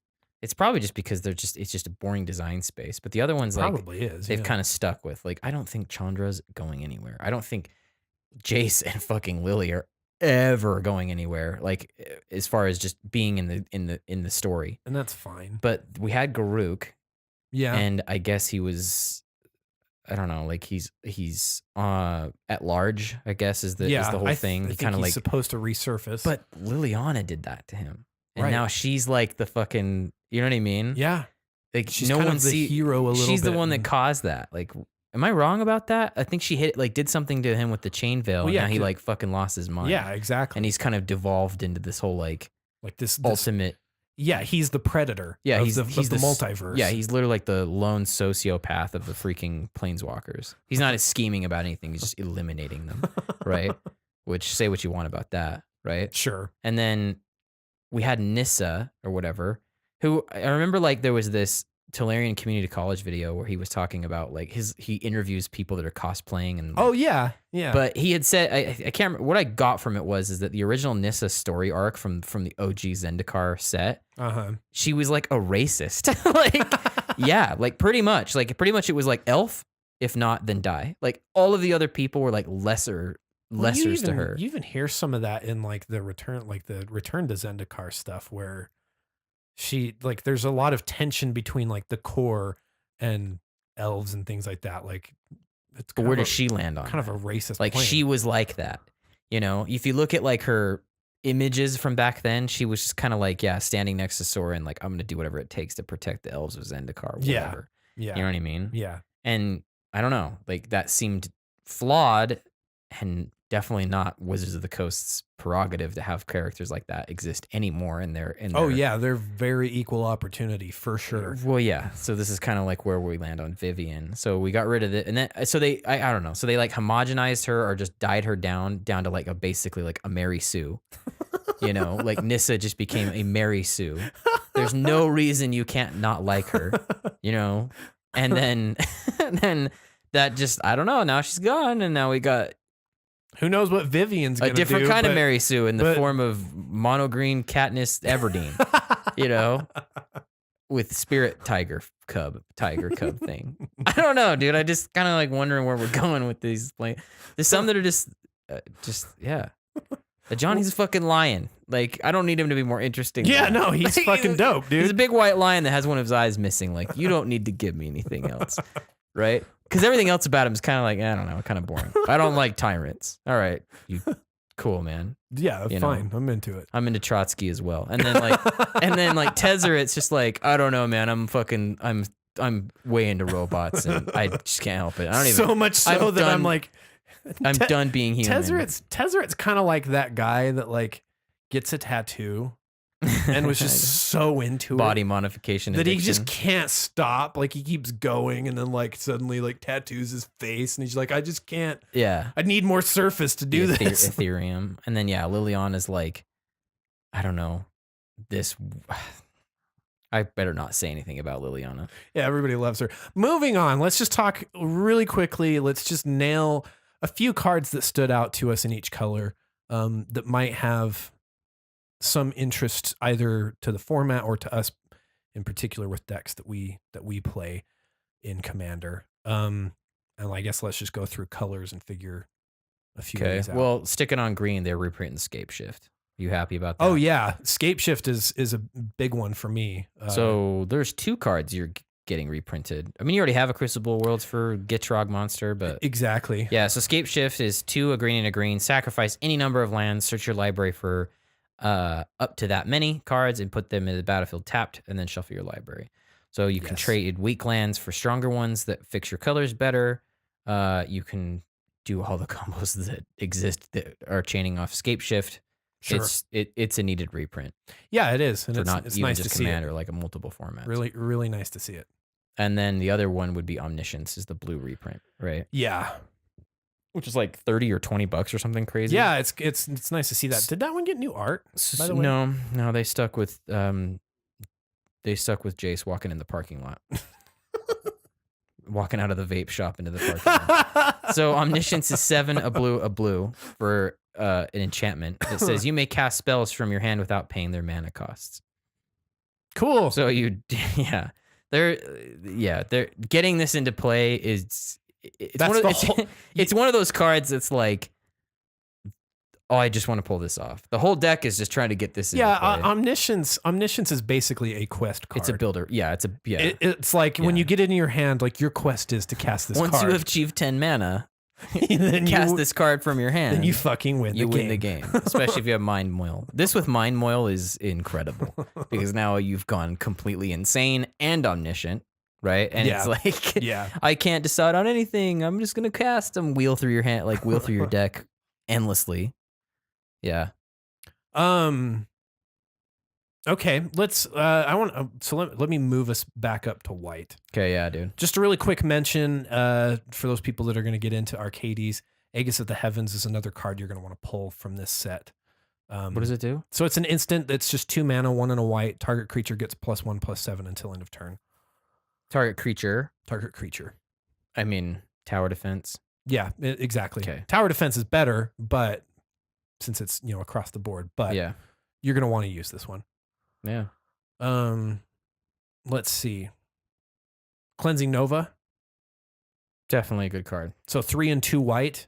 It's your flexible board wipe. So you can choose one for this sorcery, destroy all creatures, or destroy all artifacts and enchantments. If you're playing in white, you probably want to start putting this in your decks. Like the art on this one seems really old school to me. Kind of does, huh? It seems like something from like back in the day where they used a lot of like white and white cards, right? Yeah, like they've actually kind of had to darken really, the color palette for like a lot of these white cards, Well, yeah, I mean, like I think there's always like a sunset somewhere. Like even if you just look at what we've got, like look at Lena Selfless Champion. There's a sunset, right? Or the sun is just somewhere, like in a lot of Plains cards, or the Remorseful Cleric. There's a sunset. The Aether Shield Artificer. She's kind of like showing off her shit, but there's a sunset. Yeah, her. Like you've got like the Mentor of the Meek has like the clouds, the shining in. That seems to be a thing. But this one, like the art on this, like I don't know. I'm just sorry I'm being this guy. It just seems kind of old school. Just generally white. It's Noah Bradley too. I don't like it. I think it's dope, but cool. It just seems kind of retro. Do you have any other white cards, Andy? God, you don't want to ask me about white. The Resplendent Angel. How do you feel about that, Mr. Life Gain? So it's a 3/3 flying for 3. Mm-hmm. Which fuck. At the beginning of each end step, if you gained 5 or more life, this turn, create a 4/4 white angel creature token with battle. Create a 4/4 white angel creature token with flying and vigilance. So it's a little bit of a souped up token that has vigilance, right? Yeah. And then if you really, really want to get that other angel, you can attack with her. So you can pay 3, uh, basically 6 mana to turn her into a flying 5/5 with lifelink to get that. Yeah. I don't know. I don't particularly care for it. You don't think you can gain 5 life Well, consistently every but turn? here's the thing is that like I would rather have Krav? Angelic Accord. What is the threshold for Angelica Core? So Angelic Accord is 4. So it's 4 mana for an enchantment, which I'm more comfortable with having an enchantment that's doing this kind of stuff than I am with a creature. And at the beginning of each end step, if you gain 4 or more life, this turn create a 4/4 white angel creature token. The other problem with the Resplendent Angel is like, I mean, obviously, like you have that other side of the. I just don't know. That activated ability just seems really really steep. Like I'm not going to use it. It's probably because of the +2. Yeah. Yeah. Yeah. I mean, +2/+2. It's and probably going to life be are one of like- those like bomb cards for any kind of weenie strategy. Yeah. I'm just. You know? It's a 3/3 flyer for 3. Yeah. I mean, I like it is valuable. I think if I'm building a life gain deck, this is probably a card that gets cut because usually when you're doing life gain, Sure. what you need are the things that are actually doing the life gain for you. And obviously you need things that benefit from it. We in the Regna and Krav episode, I talk about that stuff extensively. I don't know. This one probably doesn't make the cut for me. That's just me though. Okay. I won't put it in any of my life gain decks then. Thanks.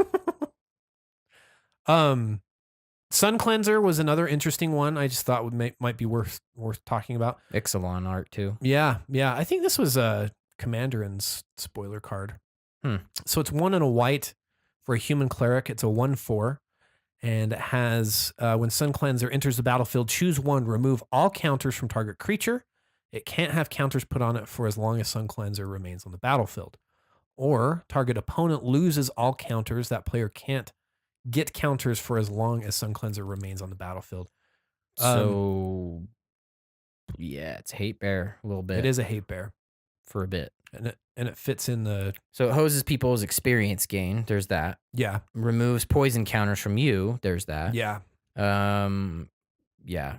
Except for the thing is, so it's opponent, right? So you can't remove the poison counters from you. Oh shit! Yeah, it's his target opponent. So yeah, like that's not very cleansing at all. Yeah, like so when it comes to the poison counters, you're not going to actually make that go away for yourself, but you can maybe do somebody some favors. But I think this would actually be really good if it had that, especially against infect, because it's a 1/4. Like I think it could block some infectors for a bit before it finally gave up. Oh yeah, right. But it's prohibitive in that regard. Huh. Like I said, you might be able to do some favors removing poison counters from somebody else. Or if you've got somebody that's really into their experience counters, which those are some popular commanders from that. There's Marin, there's Mizzix, Azuri. Like there's some big ones that are still in play. So you could really slow that down. Yeah. A meta pick, I think, if there's stuff like that going on. Right, meta, sure. But especially if somebody's got like a huge overload of experience. Yeah. Let's just peel that back. Yeah, exactly. Yeah, it does get out of hand, especially with like Mizzix and what is it, Izuri. Yeah. Should we hit blue, dude? Unless you have other white cards. Yeah, I'm okay with moving off of white. There's some. Yeah, no, I'm not really seeing anything here. I mean, there is the one that's kind of a sort of Brimaz like, I guess, the Leonin war leader. Oh, it's like a yeah.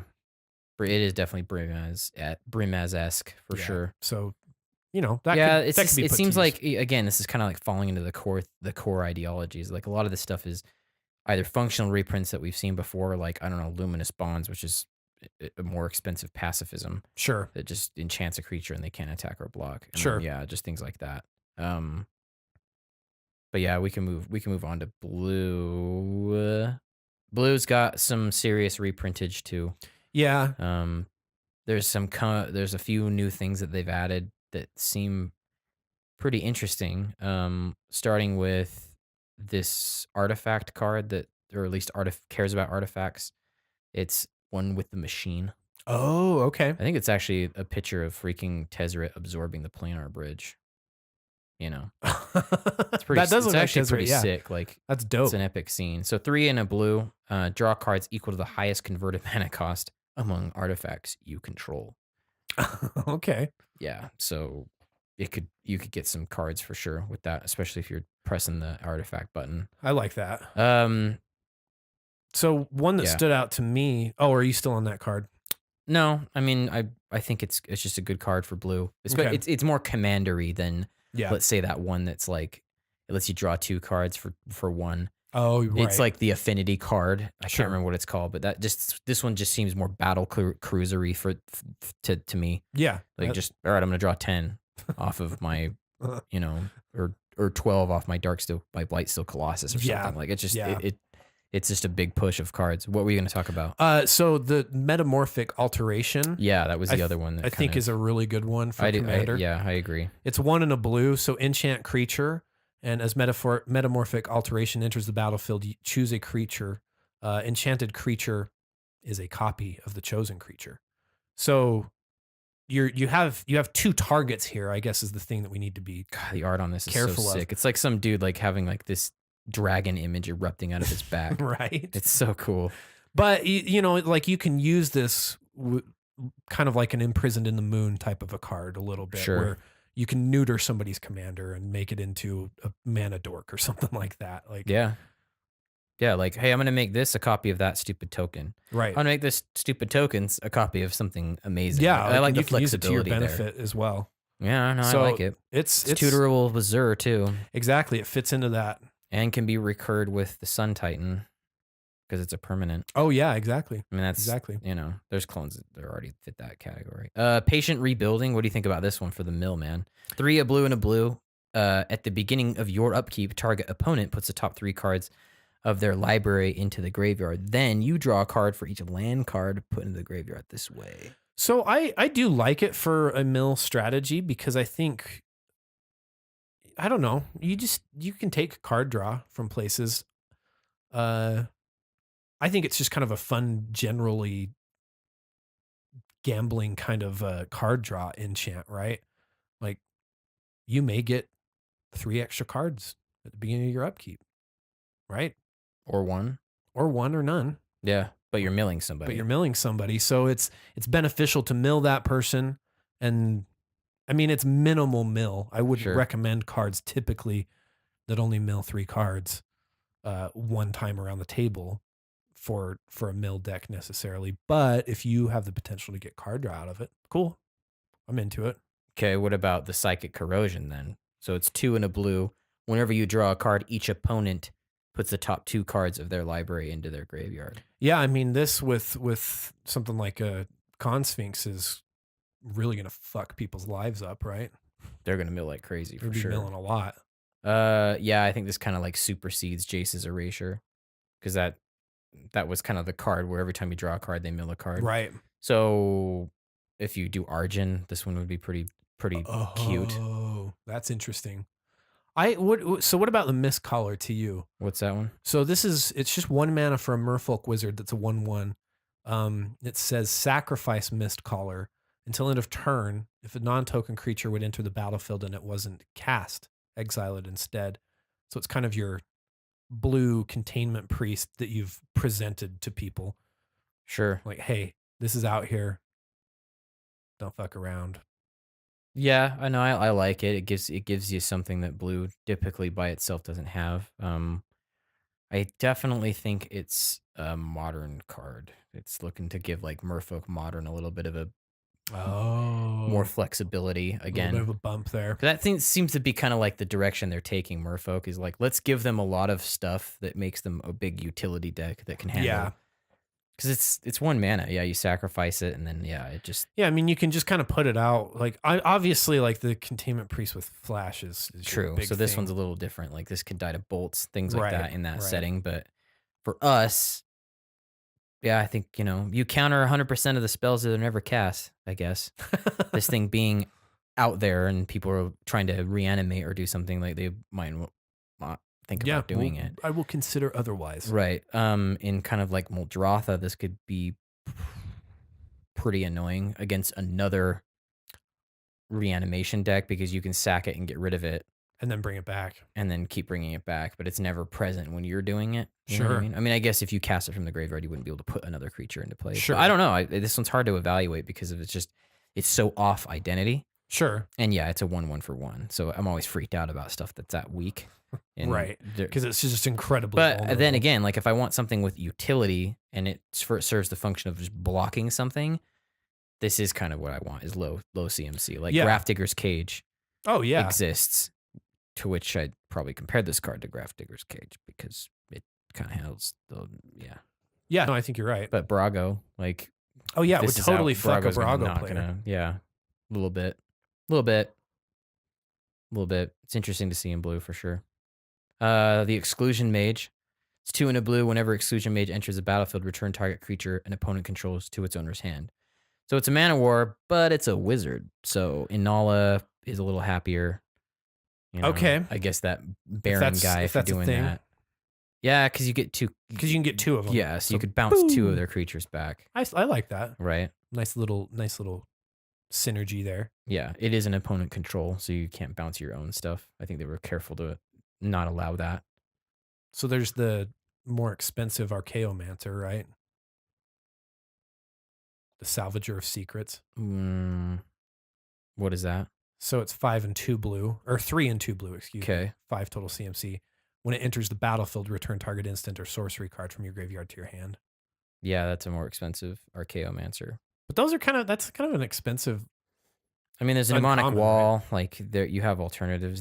If you're an Izzet, you have the Izzet Chronarch. Like it's not Yeah, it's not like you don't have that available to you. sure. It's just yeah, no, I'm okay with that. Like if you're really looking to bounce stuff, it's and- available. Yeah. Yeah, Anything else blue? that is expensive. Not that it really sticks out. I mean, it's a lot of just again, it's a core. I mean, they've got the Tolarian Scholar in here. Oh man. yeah, fucking there you go, Professor. And Get I don't more know. of those foils and fucking sign them, dude. Yeah, and totally lost his back. Like it's just Phobosip. Yeah, it's I just hate crowd. not far you can go down with the cards in this set for sure. All right, black. Yeah, on to black, dude. Can we just not talk about the Bone Dragon? I was just gonna say, do we have to talk about the Bone Dragon?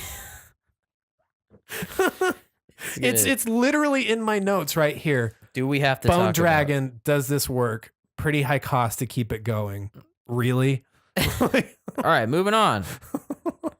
Moving the fuck on. I'm actually kind of okay with the Plague Mare. Oh, yeah. It's 1 and a black and a black. It says, yeah, when it can't be blocked by white creatures, but when Plague Mare enters the battlefield, creatures your opponents control get -1/-1 till the end of the turn. So, yeah, I think I'm okay with it. Yeah, I'm into that one.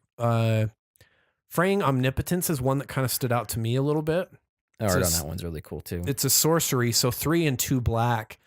Each player loses half their life, then discards half the cards in their hand, then sacrifices half the creatures they control. Round up each time. I think if you're playing a pressure build, like this just condenses the game for you, Sure. you know? And not to mention, it's just, I don't know. Like, I think if you're playing in black, you're oftentimes in a position where you kind of want to play from that space where things are a little tight and constricted anyways. Sure. People don't have as many options. The game's not going to be as long.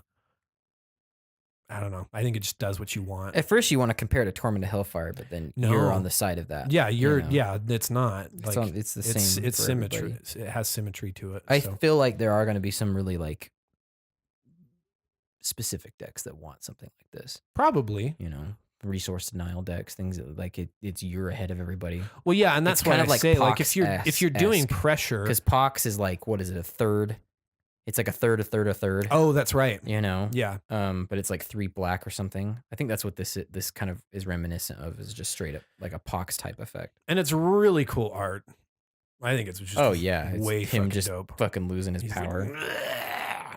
Yeah, so yeah, to kind of put it, to make a comparison, Pox is each player loses a third of his or her life, then discards a third of the cards in his or her hand, then sacrifices a third of the creatures he controls, then sacrifices a third of the lands he or she controls. Round up each time. So it's a pox. Yeah, It's like it it's is. just a bigger pox. Yeah, effect. it does bigger. Like I said, I think it fits They really should have well called with it big pressure. pox. Big pox. I'm casting We'd big have small pox. pox, and big pox. As stupid as that sounds, I think people will be like, I accept that. Yeah, no, that makes absolute sense. Big pox. What about Liliana's contract? How do you feel about that one? I would use it. 3, a black and a black. When Liliana's contract enters the battlefield, you draw 4 cards and you lose 4 life. At the beginning of your upkeep, if you control 4 or more demons with different names, you win the game.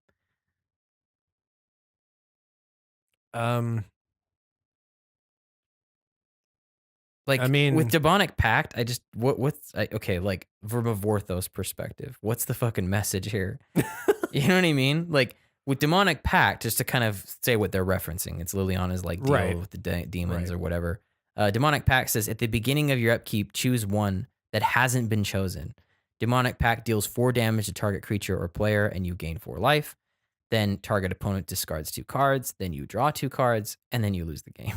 right. Is this because she's managed to defeat all of the demons? Well, yeah. So I think in the storyline, the last one that she had to take care of was on Dominaria. So if I one's like recall. the pact she made. The other one is like the contract. They should just Sure. be like Liliana's broken contract, you know, or just call it broken contract. that would Right. be interesting. You're off the hook. But so to me, I actually think I would use it. The ETB is really nice. Where it enters the battlefield, you draw 4 cards and lose 4 life. Yeah. Draw 4 cards for 5 mana and lose 4 life. Yeah, Like at least I'm this one gives you what you want right away. totally fine with that. Sure. Like an enchantment with an ETB like that is awesome. I'm taking it. I'm willing to bet that there's probably going to be a lot of. This is going to be a pick for everybody getting into Shadowborn Apostles right now. oh yeah. Like Oh this- yeah. This is I didn't even think of that. this For is going to sure. be in your deck. Like probably an auto include if you can get your hands on it. So, and then Kalia as well. If you get Kalia and Aurelia going, you could make this one happen pretty quickly. Yeah. I think so. Yeah. If you're There's a definitely few places pressing where the you thing could about- win off of Liliana's contract pretty quickly. All right. Yeah, I'm okay with that one, I guess. I just thought it was kind of weird with the flavor, but now that I'm thinking about it, it's like, yeah, because she killed them all. and it's Yeah. like, I don't know, man. Any other black cards? So there was one other one that I was kind of interested in. They're reprinting Death Baron. Yeah. That's There is that. That's that needed to that's actually a happen. big one. Is that one? Open the Graves isn't a reprint, right? I don't believe it is. So it's 3 and 2 black. Whenever a non-token creature you control dies, create a 2/2 black zombie creature token. I think you can just get some additional value from Yeah, that card. Edric Sar wants something like that. Yeah. Well, yeah. Yeah, to a because degree. you've he got sacrifices thralls. non-true. He sacrifices non-token because it's got to be non-token. Oh, yeah, you're right. Charray, you know. Charray for sure would benefit from this. Yeah. I just think you'll find places that this would be beneficial, and I mean, who doesn't want some extra zombies just for doing what you're Yeah, doing? it's just a solid card for any kind of sacrificing strategy where you're looking Yeah. to like drop cards. Yeah. Anything else, dude? I don't Anything think else so. from black. Let's hit up red, dude. Okay. What do you think of Alpine Moon? So I think it's cool. It depends on like what your meta is looking like. Like if you have a lot of problem lands, specifically one that just seems to show up all the fucking time, Cabal Yeah. Coffers, Cabal Coffers. then I think it's great. I just like here's the thing. Like you can tell this was made for modern, right? To Sure. shut down like a lot of the land. Like what is it? Tron. Oh, The yeah. Tron. It shuts off the Tron lands because they'll just be losing one of their Tron. I had pieces. forgotten about that. That's Yeah, definitely a it's thing. 1 mana. Like if you're running stuff like this, like Blood Moon, things like that, like it just you have to name a non-basic card, Right.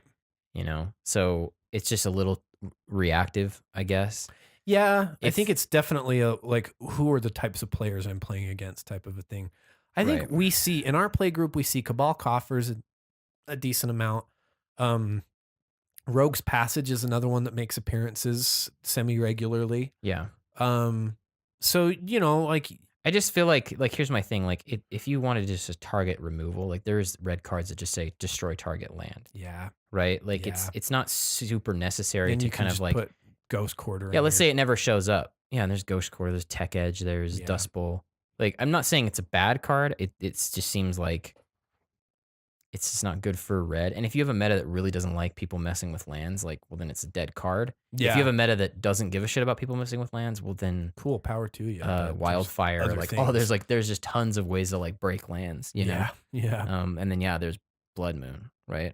Exactly. Which okay, budget aside, like there's Blood Moon. But Yeah. if there's a budget, I would expect this card to be cheaper. Yeah. There's Blood Sun. It's not. I don't think Blood Sun's amazing, but at least it draws you a card, and all lands lose all abilities except for mana abilities, so that shuts off a Cabal Coffers too. Right. I don't know. I love the art though. The art kinda- on that, yeah, is the art's is incredible. really cool. Like I'd get a print of that for sure. Oh yeah, I'm with you. That like whole Perez Celine looking thing going off. Yeah. What about you? You got any red cards? I think there were some that I was just kind of looking at a little bit Okay. with some interest. I was kind of considering Apex of Power. Let me just give a context where I think this might be interesting to see. Like Okay. maybe in a Neheb deck and casting this in your second main phase. Okay. Because it's 10 mana, so 7 and 3 red for a sorcery that says exile the top 7 cards of your library. Until end of turn, you may cast non-land cards exiled this way. And if the spell was cast from your hand, add 10 mana of any one color. So I can see places like Neheb where you're going to come into that kind of mana and it would benefit you deeply. But I don't know, maybe in Neheb you're probably going to win if you're getting that kind of mana. It's going to be a Neheb deck card. Sure. I can see Izzet play or Mizzix. Oh doing yeah, this one. Mizzix could definitely get that experience to reduce it for sure. Well, yeah, and then so the 7's gone. You basically play Just 3 3 red to red. get 10 mana and have access to the next 7 cards. Yeah. Which I'd be willing to bet that you would totally like that. Yeah, I can see it happening. I mean, it would exile cards, so I don't know. There is that kind of adding 10 to my pool for you could do some stuff with that. I don't know about this card. It's Spit Flame. Okay. I don't know. I just like it. I like it, and what is it? Punishing Fire. Like I just like recurable things that just kind of don't go away. Sure. I don't know if this one would happen often enough for you to like really take advantage of it. Okay. But it's still funny. It's 2 and a red. Spitfire deals 4 damage to target creature. That's like almost every worrisome commander. Just saying. Like, oh yeah, it just buy commander. Like, you've been on that lately, where it's something 4 like damage. 70% of commanders are power 4 or toughness 4 or yeah, less. at least the ones that are like in the top brackets. Yeah. Right. Like Yeah. just name me a couple. They have 4 toughness or less. Yeah.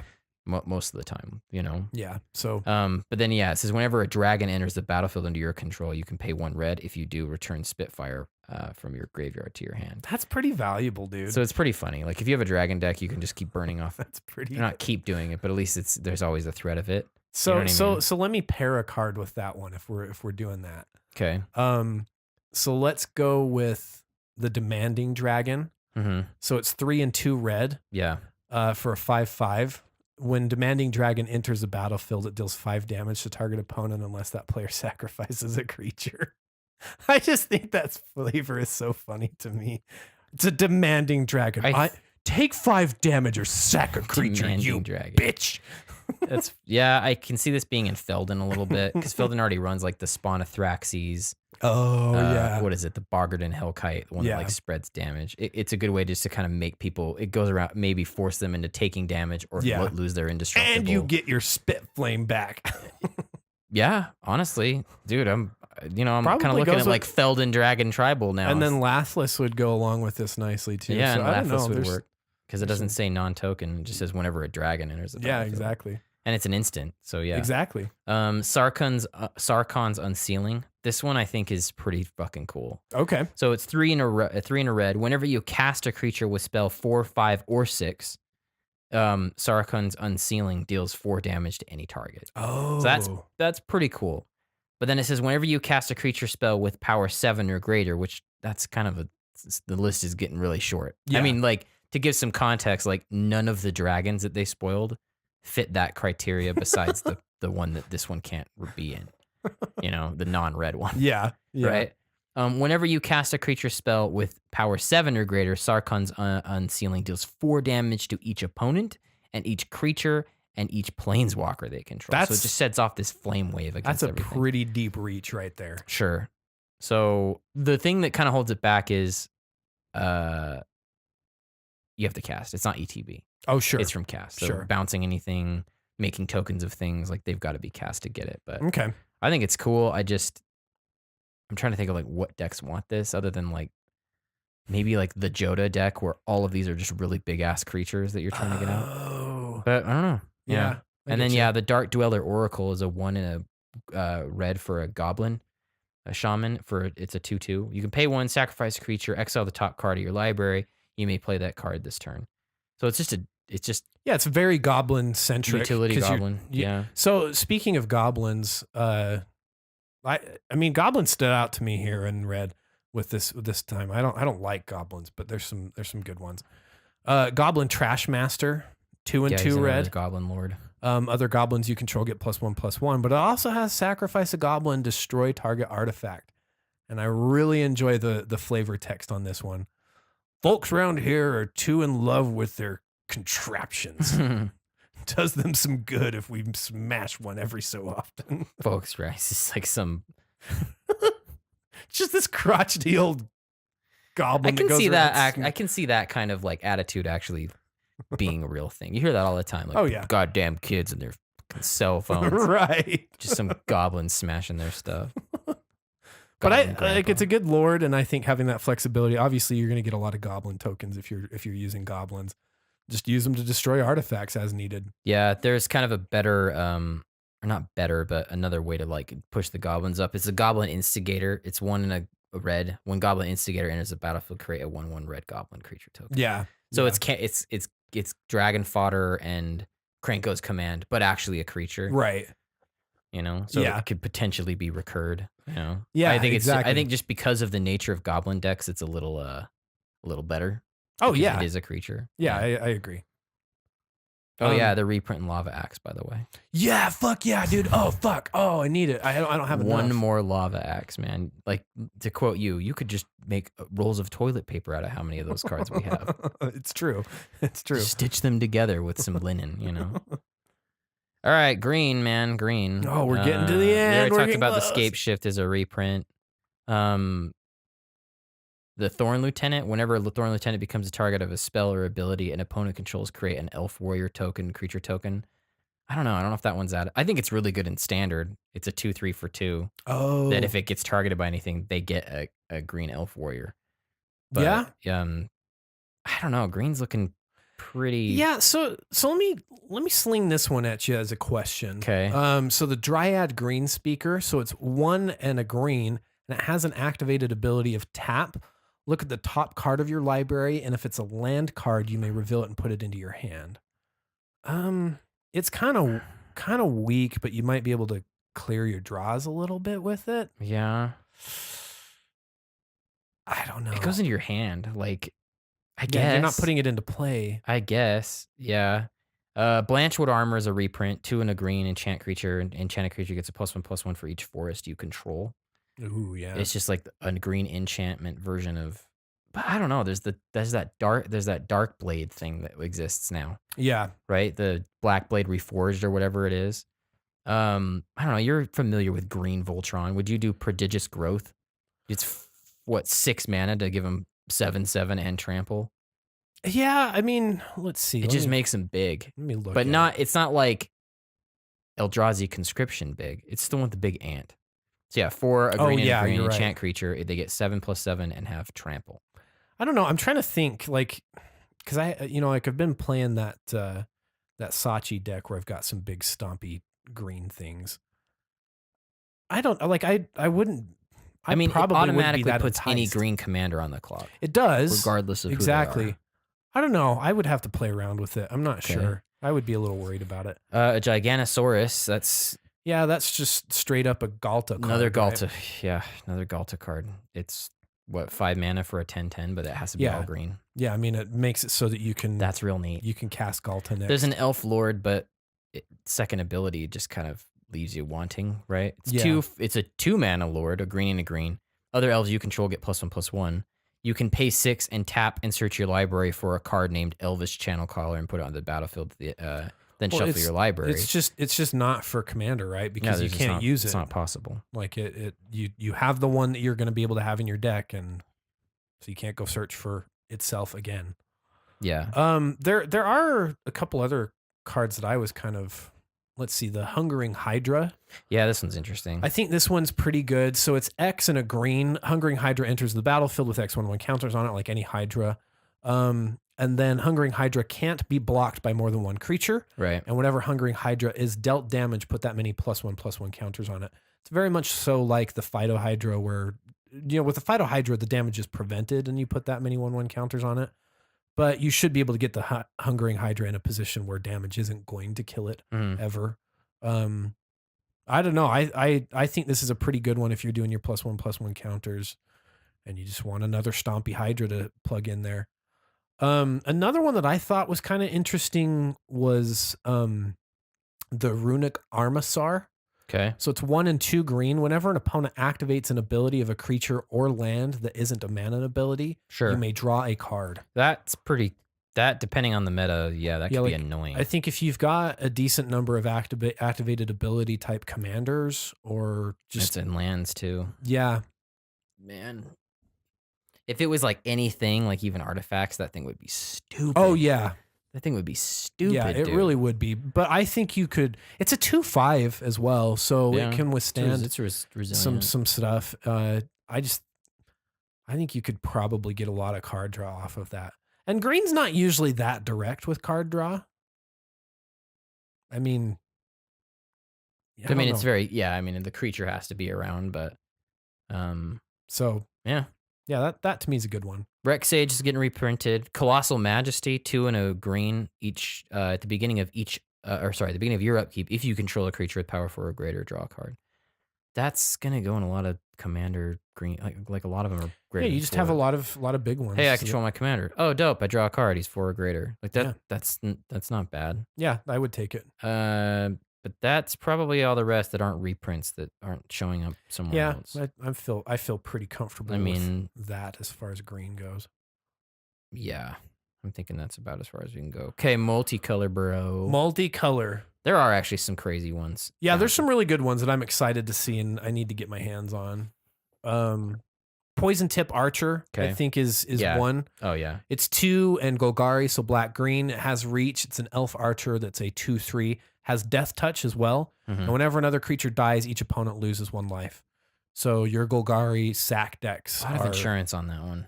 Yeah, there really is. Hey, don't board wipe. Oh wait, don't attack me either. I'll block it.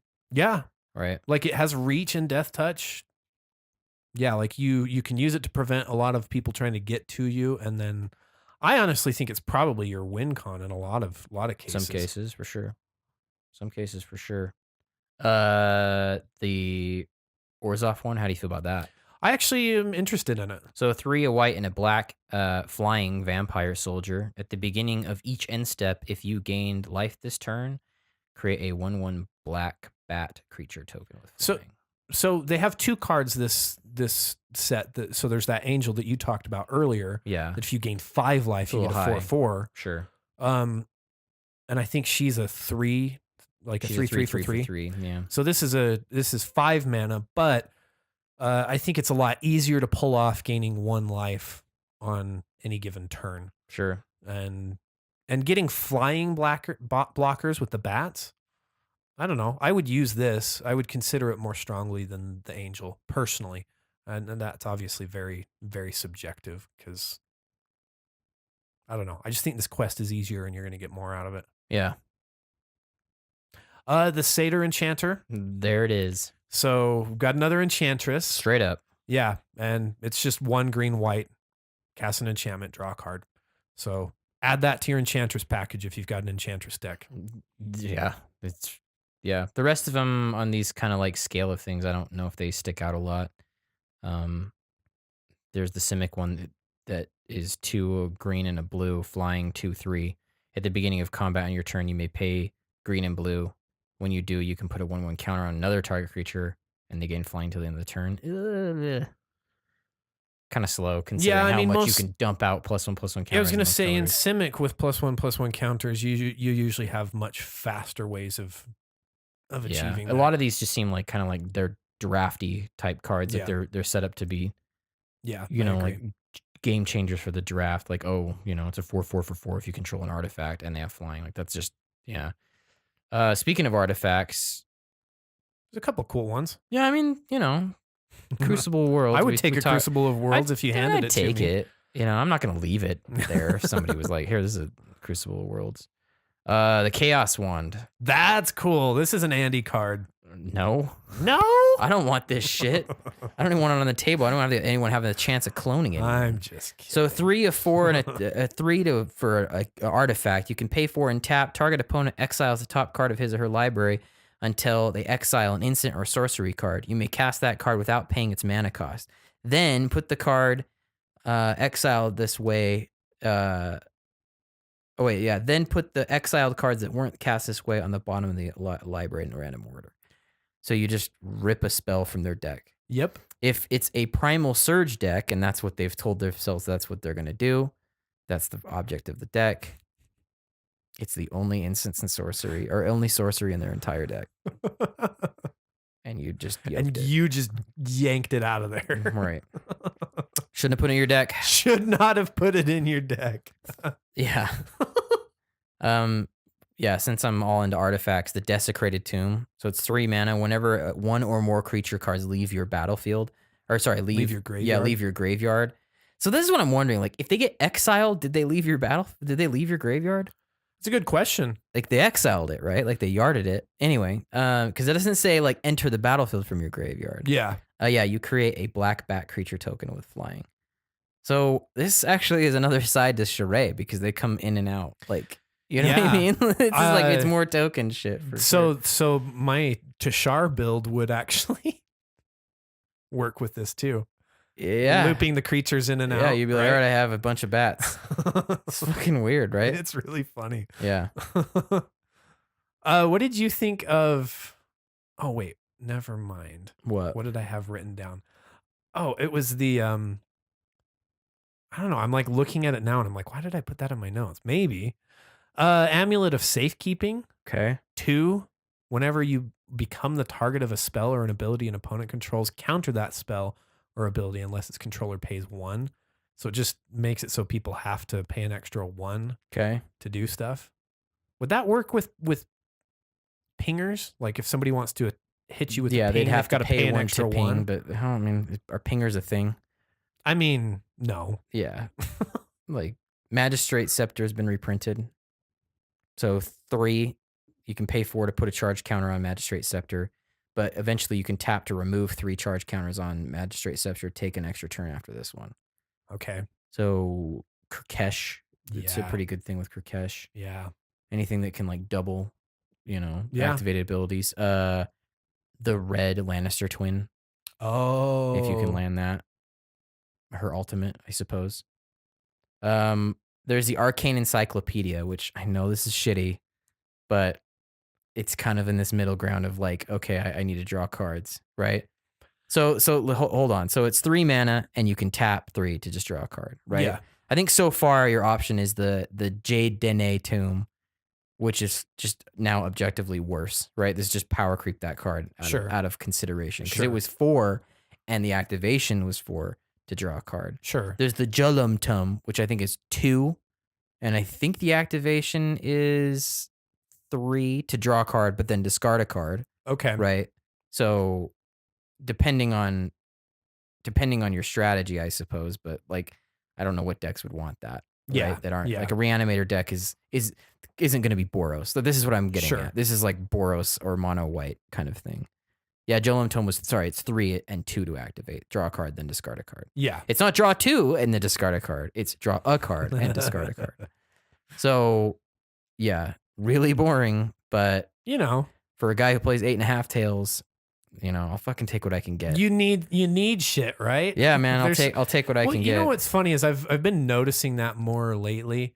When people share deck lists with us, if you're not in those colors that are really, really aggressively drawing cards, yeah, there's a lot of creative things people are using that are kind of in this vein that you just, I don't know. Sometimes you just need to fucking draw a card, dude. Yeah. I mean, I guess at the same time, you could just go for the Dragon's Horde that they're printing for this thing too. It's 3. It enters the battlefield with a number of gold counters on it. And then you can pay 1, or you can tap it to remove a gold counter from Dragon Horde and draw a card, right? Sure. Or you can Or just add tap one and add mana. 1 mana of any color in your mana pool. So it's like a better manalith, Yeah. you know? Like Yeah. you could either draw cards or just Which use is the here. counters to get yourself. Yeah, if you're doing like a proliferate thing. I Oh, don't know, yeah. I don't know if you'd run out. Like, I honestly don't think that's a bad card. No. Because again, like when we're talking mana rocks, like really honestly, like in mana rock world, your options are pretty slim if the following is happening. You don't have $1 billion. There's that. Like the mana rocks are awesome. There's plenty if you have all the money in the world. But Sure. if you don't have like, oh, you're not willing to pay upwards Wait, you of- mean you don't have a fucking Mox Opal, you don't dude? have a freaking mana crypt, dude. Like if you know what I mean? Like Yeah. you don't have a lot of options. And then once you start approaching like the 3 mana range, I don't know. Like what's the best one? The Chrome Lantern's the best one. Yeah. For sure the Chrome Lantern's the best Yeah. one. Like Because that- you can yeah. you can do the stuff with your other land. But I'm actually okay with this Dragon's Horde. well, like you I'm said, okay in the with it. context of if you have proliferation available in your Yeah. deck, I read some it's going forum to help posts. out with that too. I read some guy's forum post a long time ago about this is a while ago, like 2012, where he's like pretty much at the 3 mana range or any mana rock, you compare it against the Manalith. The Manalith is like the dead center of mana rockdom. How much better or worse than this is Manalith? You know, so Yeah. Soul Ring. It's half the cost or a third of A the third cost of the cost and for twice twice the mana production. available production for mana, right? Yeah. The Chrome Lantern, like it's objectively better than the Manalith. Yeah. It fixes your Dark other Steel lands. Ingot, it's objectively better than the Manalith. Yeah. But there are things that are objectively worse than the Manalith. You know what I mean? Yeah. Like they just are. I like that as a rule too. You know, like Yeah. defined by the mana list. So yeah, if we're comparing it to Manalith, I'm okay with the Dragon Horde. You know, I'm okay with it. You know what's funny is a year ago, Okay. last summer, we were doing the set review for Hour of Devastation, Sure. and I think they had Manalith in Hour of Devastation. Yeah, I remember this. We were in my car because they were. Yeah, because we were like we There was didn't that- have our like controlled sound environment, so we did the episode in your car. And I remember not realizing it was a reprint, and I'm like, yeah, I mean, I think it's okay. And you're like, Kyle, it's a fucking reprint, it's been and it's printed. dog shit, dude. Yeah, it's been reprinted.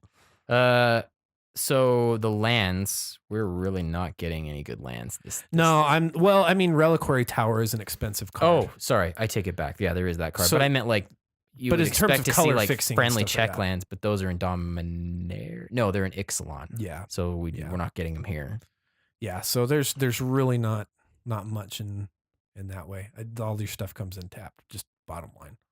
Is there anything from those Planeswalker decks that even are remotely useful? I honestly didn't even really look at them I've too just closely. started to ignore them. Like Yeah, if I there's a have card too. in there, sorry, but I've just been ignoring them. Well, yeah, exactly. I kind of ignore them too because I've sort of come to the assumption that they're not actually that good. Most of them, like some of them, are actually just downright. Well, you've bad. actually played a couple games using them. Yeah, I used that one little. Oh yeah, Like there you is that. purchased the product. Yeah, and Yeah. played with Elise and Kate with them, and I was just like, they're not. They're like, this game fucking sucks, dude. Well, yeah, they're This is not. They're not boring." designed well to balance their. I don't know. I do have a gripe with Wizards of the Coast with that product. I don't think they're doing favors to their newcomers with it. Yeah, no. Like the It's not. best newcomer product is made by what is it, Card Kingdom? Yeah, The battle decks. yeah, the battle decks. Yeah, they're good. They're really good. I have battle decks for just that purpose. Yeah. If somebody needs to learn. And they're cheaper. Yeah. All right, dude. That's Core 2019. That is Core 2019. I think that conversation ended up being longer than we wanted it to. Well, I think we kind of said, hey, there's nothing in here for us, and then I don't know, like we covered it like Yeah. we would any other set. Yeah. So Commander is coming out, or the spoilers are going to start dropping on the 12th of July. Is that what I'm going to understand? It was like the 12th was or 13th. What I had seen. When does it actually drop? It's like the beginning of I August. think it's beginning of August. Okay, so we'll have to do that. And We then will we're have to do that. returning to Ravnica. Ravnica. Yep. That one is probably when we're gonna have to start our guild cycle, Yeah, so we do have our guild series. we did a series on monocolored decks where we took, I think, so we did a couple that came out of Ixalan. Yeah, they were couple new commanders, but we also did some kind of like lesser used monocolor commanders and did some deck techs. So we're going to do a similar thing with the guilds, and we'll start that with our return to Ravnica, under the assumption there will be guild leaders or guild maze runners or something like that. I mean, I think it's pretty safe to assume that. Yeah, So we'll get rolling with that. Do some new ones. Do some weird. it's supposed ones. to be a 3-block too, so we Yeah, probably it don't is. get them all at once. I wonder if they'll do it like they did the last time, where they did 5 of the guilds in the first, Yeah, then 5 5 in in the the second, next, and then they'll have all 10 in the third. Dragon's Maze too. Dude. I understand there's it's kind of happening. like, yeah, exactly. I was gonna say I understand there's some weird design constraints with trying to fit 10 guilds into a set of 2 blocks. Hopefully they make it a large block that way, because I was thinking that was the problems with Dragon's Maze. I'm actually excited for it. I think when they first said it, I was like, really? We're not going to go somewhere new? Sure. But it's probably one of my favorite planes. Yeah, I think a lot of people like it. I think it's just a good, it's Magic's like Harry Potter for sure. It kind of is, huh? You know, it's like Magic's, yeah, especially the modern version, the modernized version of Magic. Yeah. But yeah, we definitely have work ahead of us. Yeah, we do. Themes, are we done with themes? I'm comfortable with where we've landed. We've covered life gain, graveyards, artifacts, +1/+1 counters, enchants. If you need stuff about aggro, Andy did a therapy session earlier this year about aggro. Yeah. I'm trying to think if there's anything else. Yeah, unless we start pivoting and get a little bit more focused on like Voltron or whatever. But oh, sure. But I don't know. I think we've philosophized about Voltron. Yeah, I think some of the concepts are covered in other episodes. We've probably covered most of the themes. We can kind of say that's done. Okay. All right, we worked out our core. Fuck yeah. We worked it out. Did that core exercise. We worked out the core. Done it all. Ugh, my abs are so rock hard.